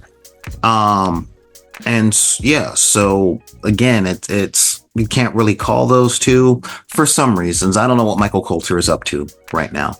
I don't know. So, is he on the show now? I don't know. But yeah, because we covered Evil, so we know what he was up to for 3 years. But yeah, honestly, had the guy who went on to play Commissioner Gordon in Gotham played Iron Fist, I think that would have been a better call. I also remember someone threw out an idea of making him Asian and then doing that. They wrote this like long post about essentially him being Asian and being forced to come back, quote, home, back to the US, but being like a fish out of water, and also having to deal with keeping the culture that he came from, and which is basically a fish out of water story, but also then caring for like an older parent and stuff. I was like, I could roll with this. Like they had like this long Facebook post, and I was like, I could roll with that. I was like, but at the same time, there's going to be some people mad that he's Asian. I'm just letting you know they're going to be crying. I would be one of them. They're going to be mad. No, I would be one of them for not the reason that you think. Mm-hmm. Okay.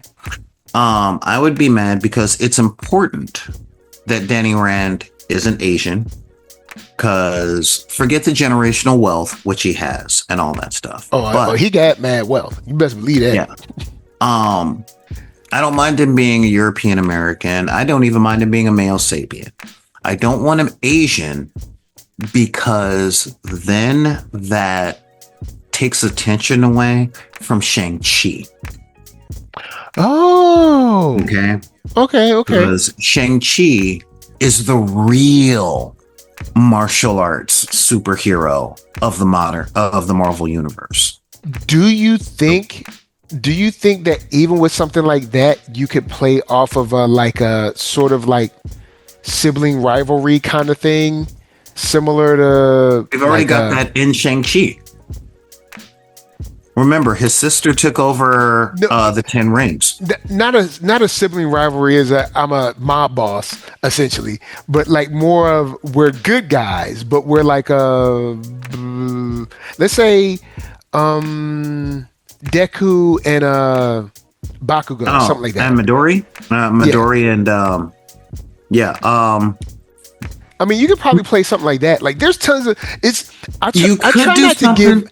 Here's why I don't want to give these writers They kind of started that with Davos in season 2. But then he went crazy.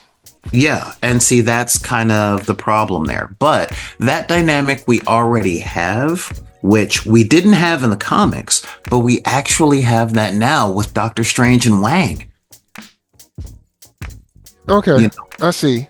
But that doesn't mean that's the only. I mean, because you could say you have Doctor Strange and Wang, you have Doctor Strange and Iron Man when they're on screen together. So, I mean, that doesn't mean that's the only way. But it's just, I try not to give these writers an out. Here's why. Oh, I'm not saying... I'm not trying to give the writers an out. I'm not trying to give them an out. I'm saying that the idea that you're presenting is already being done in another story in this universe. Which I don't think is bad. Like, there's tons of ideas that happen multiple times in real life in close proximity, and people just deal with it because there are smaller intricacies. I think it could work. I think it could work with Danny, with the regular Danny that we have now. It would have been nice if he bulked up a little bit, but I mean, hey, your body is your body. So, I mean, maybe he couldn't put on the muscle, or maybe they didn't give him enough time to put on the muscle, whatever. But anyway, I actually thought he was kind of cool outside of when he got whiny, and I was like, They needed better stunt coordinators and better actor directors. Yeah. But when he was with Luke, I liked that a lot. Exactly. I remember when the Defenders came on, there was one genuine Danny Rand moment, which let me know that Finn could play the part if he had a good crew backing him up. And that was when they were in the restaurant. And when he's all this was actually going to work out. We're going to be good. I'm like, there you are. That's Danny Rand. Yeah, unfortunately, it took us 2 seasons to get to it. Yeah, that's my point. One season, because I can't remember if season 2 of Iron Fist was before or after Defenders. You guys will let us know. I can't remember either. But it took a long time to get him there. Yes, because in season 2 of Iron Fist, I'm like, oh, okay, cool, much better. Yeah, less whininess. When he was with Luke Cage, I was like, less whininess. He's more of great. I was like, this is much better. Yes, but, again, had he been directed to deliver the lines less whiny, and he had a much more intensive martial arts training course, and they had better fight choreography, like, if 3 of the choreographers from John Wick had been on Iron Fist, I wouldn't be complaining about this. Or like whoever, because we kind of had this argument about Shang-Chi. He didn't really have a specific sort of identity as a fighter. He was just like general martial arts guy. And it's like you were bringing up, like Jackie Chan has his kind of energy. Tony Jaa has this sort of energy. Jet Li has this sort of like, and Shang-Chi didn't really have, it was just like general fighter. And similar to Iron Fist, he was kind of like general kung fu. Not general fighter. Shang-Chi is, in the books, he's the master of all of it. So, but I was just saying in the movie, he was like, and that was, I mean, the directors tried. The scaffolding scene gave him his Jackie Chan moment. The fight with his father gave him God, you just said it. Not Jet Li? No, not Jet Li or Donnie Yen. The Thai guy.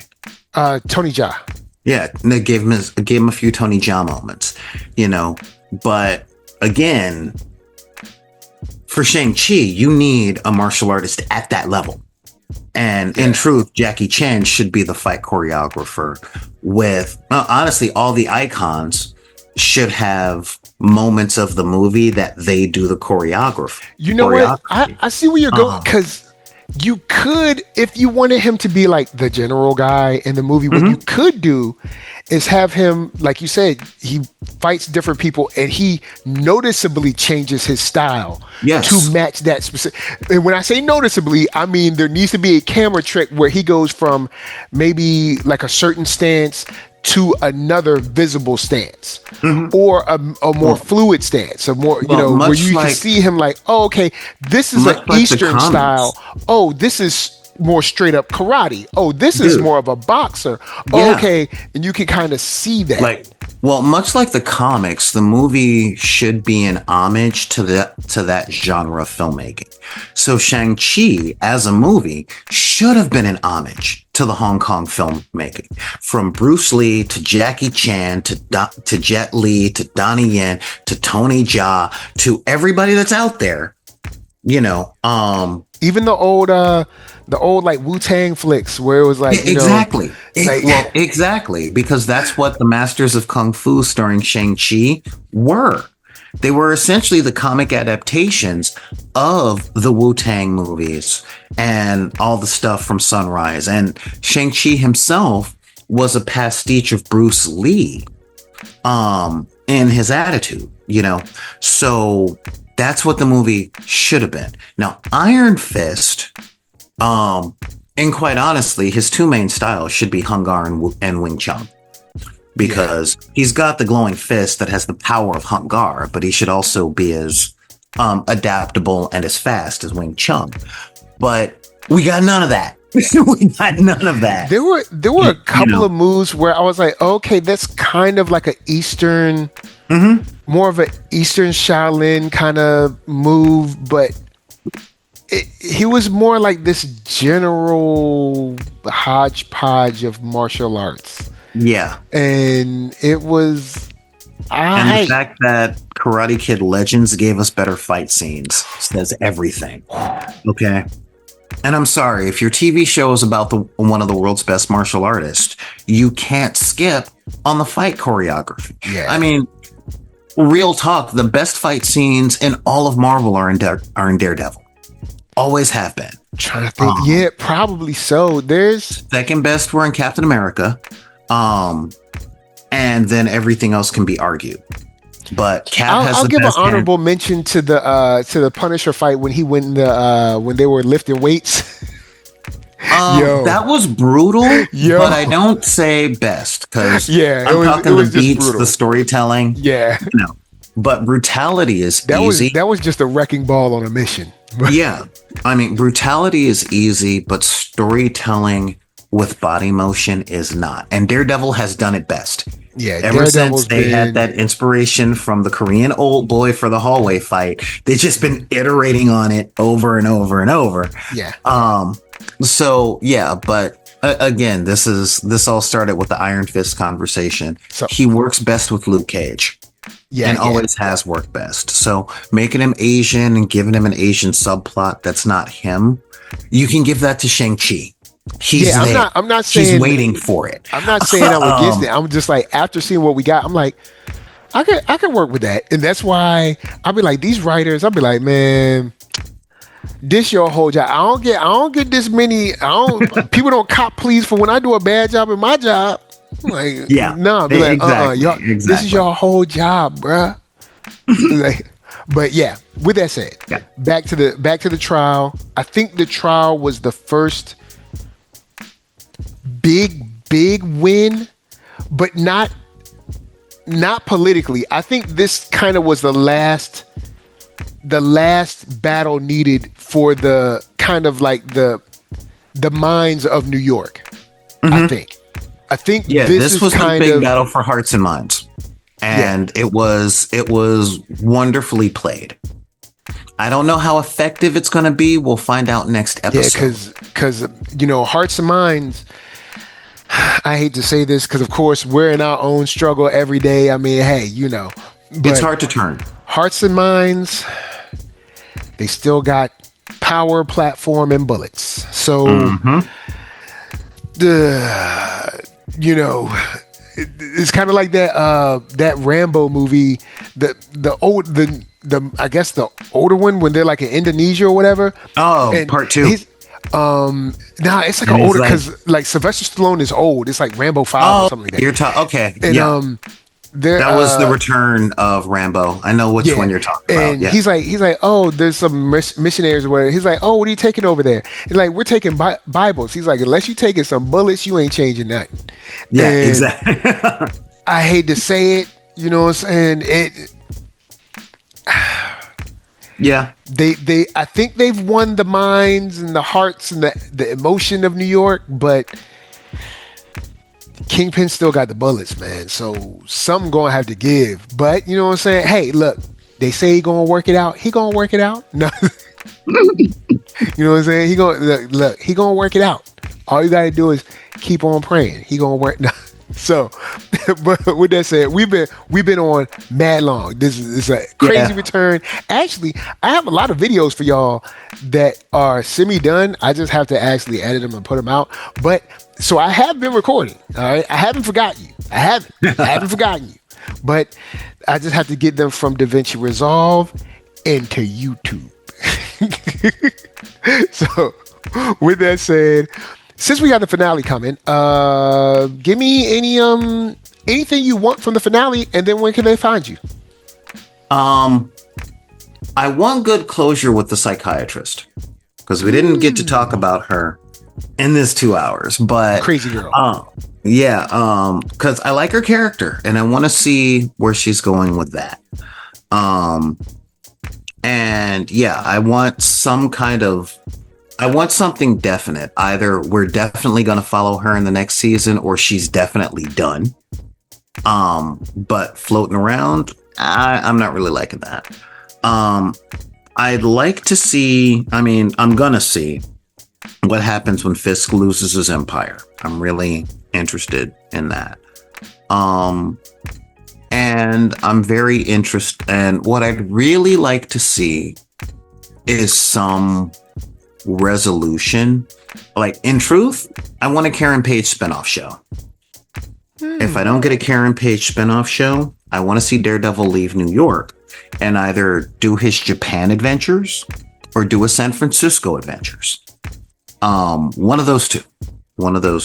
So that's what I'd like to see. If we're going back to New York, we got to find. They are saying there's supposed to be a season 3, but I was assuming that this would kind of culminate here. Then we would have the Frank movie, and then we would have Brand New Day, and then Daredevil would return in, I guess, Doomsday or something. Or yeah, something like that. But either way, I wanna. That's what I'd like to see. I'd like to see one, as much as I love Kingpin Daredevil and Bullseye Daredevil. I think it's time we brought in another antagonist. Okay. I would love to see Muse him was get here for Tombstone. two episodes. No. Yeah, Tombstone or the Negative Man or somebody else, you know. They touched on Muse, which was interesting. They touched on the Hand, but it looks like the Hand is coming back in Brand New Day. Mm-hmm. And that might be where season 3 goes. That might be where season 3 goes, which is, okay, the Hand is back. Now we're getting back to the Hand and the Chaste. And that would be kind of cool. If there's a season 3, I'd kind of like a setup for the return of Elektra. That would be good. You know, just something other than these 3. Something other than Kingpin. And you know what? It is about time to see the Hand too. I'll give you that. It's about time to see sort of like we're everywhere kind of villain. Where like it's like, hold on, they're really everywhere. Like the guy pretending to be a barber, or the guy pretending to be the janitor, the guy that's like the cashier, like they're all the Hand. Like this is crazy. Because they can do with the Hand what they should have done with the Skrulls, and they owe that to the audience. They owe us that. Don't get me started with it, man. Well, it wasn't just Secret Invasion that messed that up. They've introduced 3 or 4 different globally spanning groups between the Hand and the Skrull and Hydra. We need to see it. And they even kind of sprinkled a little bit of A-Man and Iron Man. So Marvel's got we've got the like evil organizations. They're just not really leaning on them. Yeah, so it's time to do a little bit of leaning. So Daredevil has always had the Hand. Always, that's Daredevil's thing. In the same way that Iron Man has AIM. Always been the thing. So that's kind of what I want to see. I'd like to see the Hand return. And for Daredevil to have to take stuff out, and the return of Elektra. That would be good on both levels. You know, again, some antagonist other than Bullseye and Fisk. That would be good. Gotcha. But most of Daredevil's antagonists were the villains that weren't good enough for Spider-Man. I mean, if they figure out a way... I'm sorry, Stiltman. And if they can figure out how to make the Owl threatening, okay. all right. I'm with that. But yeah, it's one of these. If we don't think it's going to work for Spider-Man, throw it in Daredevil, see how it goes. But the Hand, good idea, works all the way across the board, and even opens up for a cameo from the huge jacked Australian himself, the huge jacked man, because he's fought the Hand as well. Like everybody. I mean, essentially, if you wanted to do essentially they could have done a whole phase with the Hand. Yeah, because Daredevil has his beef with the Hand. Wolverine has his beef with the Hand. But they didn't have the rights to Wolverine. Oh, yeah, they do now. They do now. Shang-Chi has his beef with the Hand. Ten Rings versus the Hand? With Daredevil and Shang-Chi in the middle? Oh, I would watch that. Yeah. So, you know what? They could have easily, maybe, put something where like, hey, look, we've let you commoners, run things too long, and we're not going to let y'all do to us what Black Widow did to whatever the floating company in the sky was. So we're going to show you our power now. And they start just kind of like screwing with all the heroes simultaneously because they have the numbers. And even if you can't fight as well as Wolverine, when you have overwhelming force, it's kind of, when you have, it's like, all right, we're going at Wolverine, and yeah, we're not as good as Wolverine. We might not have the healing factor, but it's 200 of us. And he's in a little apartment, so it's like, he's going to have to work for this. And so I'd be down for that. Yeah. Yeah, I think that would be really good. Now, and that would be a cool little team up. I don't know. Yeah, could they afford Hugh Jackman? I don't know, but they could. But that would be a cool little team up. Honestly, if they can't afford Hugh Jackman for Wolverine, they got X-23 in the world now. Ooh, you know just what? Saying. And you can run it like this. We've been going after these dudes that have been throwing it outside for a long time. We can't find your daddy, but we know if we kill you, it'll bring your daddy out. And then just go after, and there we go. And then maybe we can, like, you know, get Hugh Jackman to come in his next season or something like that. You know, I'm down with that, because then you have a weird meshing team right there if they ever end up coming together. You kind of have sort of a new Avengers style kind of team. Well, they've got a new Avengers. They've got a Defenders. Yeah. It's about time for another team movie, you know, or a team. Have the special presentation. Like, they were talking about Midnight Suns, and that's kind of where we were hoping that would go when we found out that Punisher was getting a one shot. And it's like, all right. Matter of fact, if we don't get the hand, if we get the hand, if we're not going to lean into the SNIKT folks, we've got Moon Knight out there too. Yeah. So if we have the forming of the Midnight Suns, sort of as a base, we told them that we enjoyed the special presentation with Werewolf by Night. Like, what y'all doing? Yeah. It's so I cheaper. mean, it's smaller, and you can use this as a test case. Like, all right, cool. Instead of trying to do a whole show, we're not going to do 12 episodes, 8 episodes, 10 episodes. Give them an hour of this. See what they say. That's honestly, what I thought Disney would have been best for. Let's give them an hour of this. If they love it, great. If they hate it, who cares? We were on set for a week. No big deal. No skin off our back, for real. I say give them 4 to 5 episodes. Like, if we could, and since Daredevil's coming to an end and stuff, that would be the great thing to bring in the Marvel Knights. You know, because we've already got Bernthal's Frank. Okay. Yep. We've got Moon Knight, who needs some more time to shine. We got Daredevil. I guess. We can't have Spider-Man, but we can have Blade. True that. You know, so I mean, we can bring in the matter of fact, that would be there's only ever been one Blade. Yeah, I mean, honestly, in all honesty, that would be a great season of television. Bring in the Midnight Suns as the new, or not the Midnight Suns, bring in the Marvel Knights as the new Defenders. And then, you know, have Blade find Luke Cage and then introduce Brother Voodoo and then do the Midnight Suns, but bring in the Marvel Knights against the Hand. You know, because those four. I'd definitely be down with that. Yeah, and they could even bring in Wang, because who can afford Cumberbatch, you know, on the TV shows, just like they couldn't afford all the stuff getting Holland to come in for Spider-Man from Sony, but and you got. You can bring Wang. You bring in Wang. They ask where Strange is. Boom. He's still where Strange is. He's gathering kids. He's setting up some school down in Louisiana. Boom. Mm-hmm. Then you tie then you have Falcon. What is the school, the Strange Academy? That's what it is. You got Strange Academy. Boom. Mm-hmm. Voodoo's the teacher.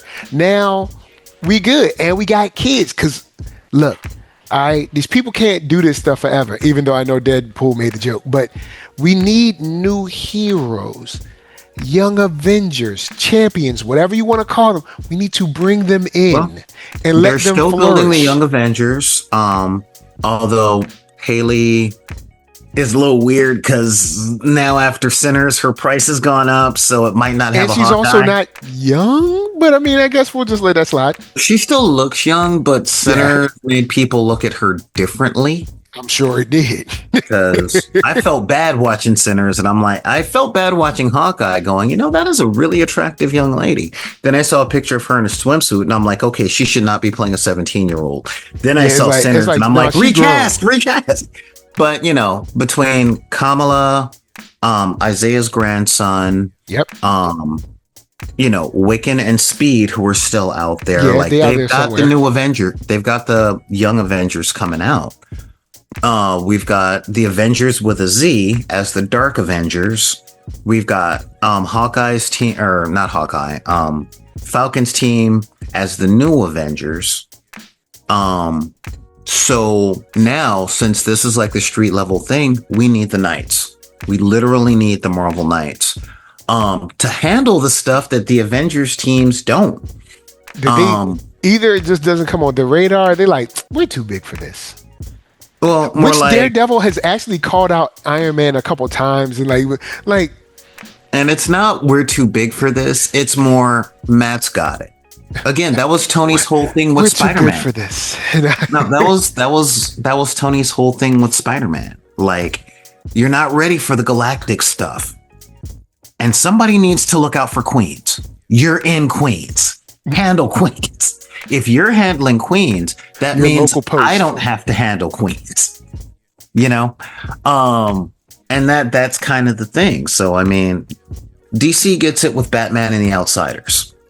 And Marvel actually gets it with Marvel Knights. Outsiders is another slam dunk, which DC just look. Anyway, where can they find you? I ain't even gonna get started. Don't get me started. Y'all can find me on Instagram at Back on the Deck. That's at BACKINTHEDECK. I'm putting the studio back together officially so I can start my show. Schedule's been weird since the accident, and my work schedule's been all odd, but now that I got some time and I'm not, the physical therapy is going to start, so I'm going to need something to do while I'm not working 6 days a week like I used to. Gotcha. And once that happens, then we'll do a thing, and there'll be links and all that other stuff. And that's where we talk about games and comics and writing and all that other stuff. Also, got to give a shout out to one of the other NERDSoul folks. Jay Shears, No Vacancy, has been doing the rounds. All right. Show the man some love. Like, if y'all like the way that we talk about story structure and all that stuff, he's the best writer of the three of us. Yep. And his short film is making the rounds right now. So show him the support. I did a reaction to it. It'll be on this channel either right now or in a little bit. Right. Right now, you're seeing the pleasure of seeing it in a theater. About Future Me. Yeah, I had the pleasure of seeing it in a theater, and all right. Yeah, when he came to LA to do a screening, of course I was there. Yeah, I forgot. Yeah. And yeah, so y'all need to give him some love. Just look for Jay Shear, JAYSHEER. The title of the film is No Vacancy. Check it out. It's actually the kind of story we talk about wanting to be written, and the kind of story that we want to see. And this dude went out there and did it. Yep. So you got to give the man his flowers, especially when he's on this show and we're talking, and y'all can be like, man, No Vacancy was lit. It took me a minute, but I got it after about 10 minutes. Oh man, that was some good stuff. So know that we are putting the work in. He's putting the work in with that stuff. I'm putting my work in and teaching the games and stuff and doing story symposiums. And of course, Mike is here every day. The only person that I know who's more prolific than this man right here is the hardest working man in comics, Victor Dandridge. Shouts out to Vic, man. He's awesome. But yeah, so as far as supporting all of us, you can find me there. Again, major shout out to Jay Shear and everybody else that works with NERDSoul, from Hannibal Taboo and his publishing of D&D books and all the comics he's worked on. We're talking all of our boys with their comic companies. Like, we're getting the work done. We're putting it out there. All right. Go get it or read the stories. Our time is coming. And when I say our time is coming, you can look on your phone, just like you're trying to track your Amazon package, and you can see out for delivery. I mean, we're like 10 stops away. Man. All right. Out for delivery. So we're doing that thing, but y'all will be able to find me on Twitch and YouTube over the next month, probably after my birthday. And so we'll be doing the thing. All right. All right, word. Okay, well, from my side, I want to see Kingpin put away sort of for good, or at least for a very long time. Because I would like to at least put him on ice so we can get another villain. Besides that, I want to see New York kind of come out of this. Of course, I guess they going right back in it because we're gonna see Brand New Day. And when you got tanks and stuff riding down the street and Scorpion going crazy, I guess look, just leave New York, man. Move somewhere else. But move to Philly People if you have want to been be. If saying you still want to that be up toward there, move to Marvel Philly. for 50 years. And toward Everywhere else Gotham is for safe. 70. Everywhere else is safe, but like New York. But anyway, with that said, thank you for rolling through. Love all y'all. Holla at us. Shouts to Kid at Heart, newest Patreon supporter, and of course, NERD, SOUL, Facebook, Instagram, Twitter, TikTok, podcast, all that jazz. Until the next time that you have to go into court to essentially try your case in front of the public when the public's not there, but they're kind of there. We're just saying peace. And never, ever, ever go meet Buck in an empty apartment. Oh, don't meet Buck anywhere. Oh, man. And well, of you course. meet Buck in a warehouse, he gonna be bucking. You meet him in a house, he gonna be bucking. You meet him in a car, he gonna be buck. His no name suits his nature but his own. His name is Buck. Just don't, man. Just stay away from him. But anyway, until next time, we out.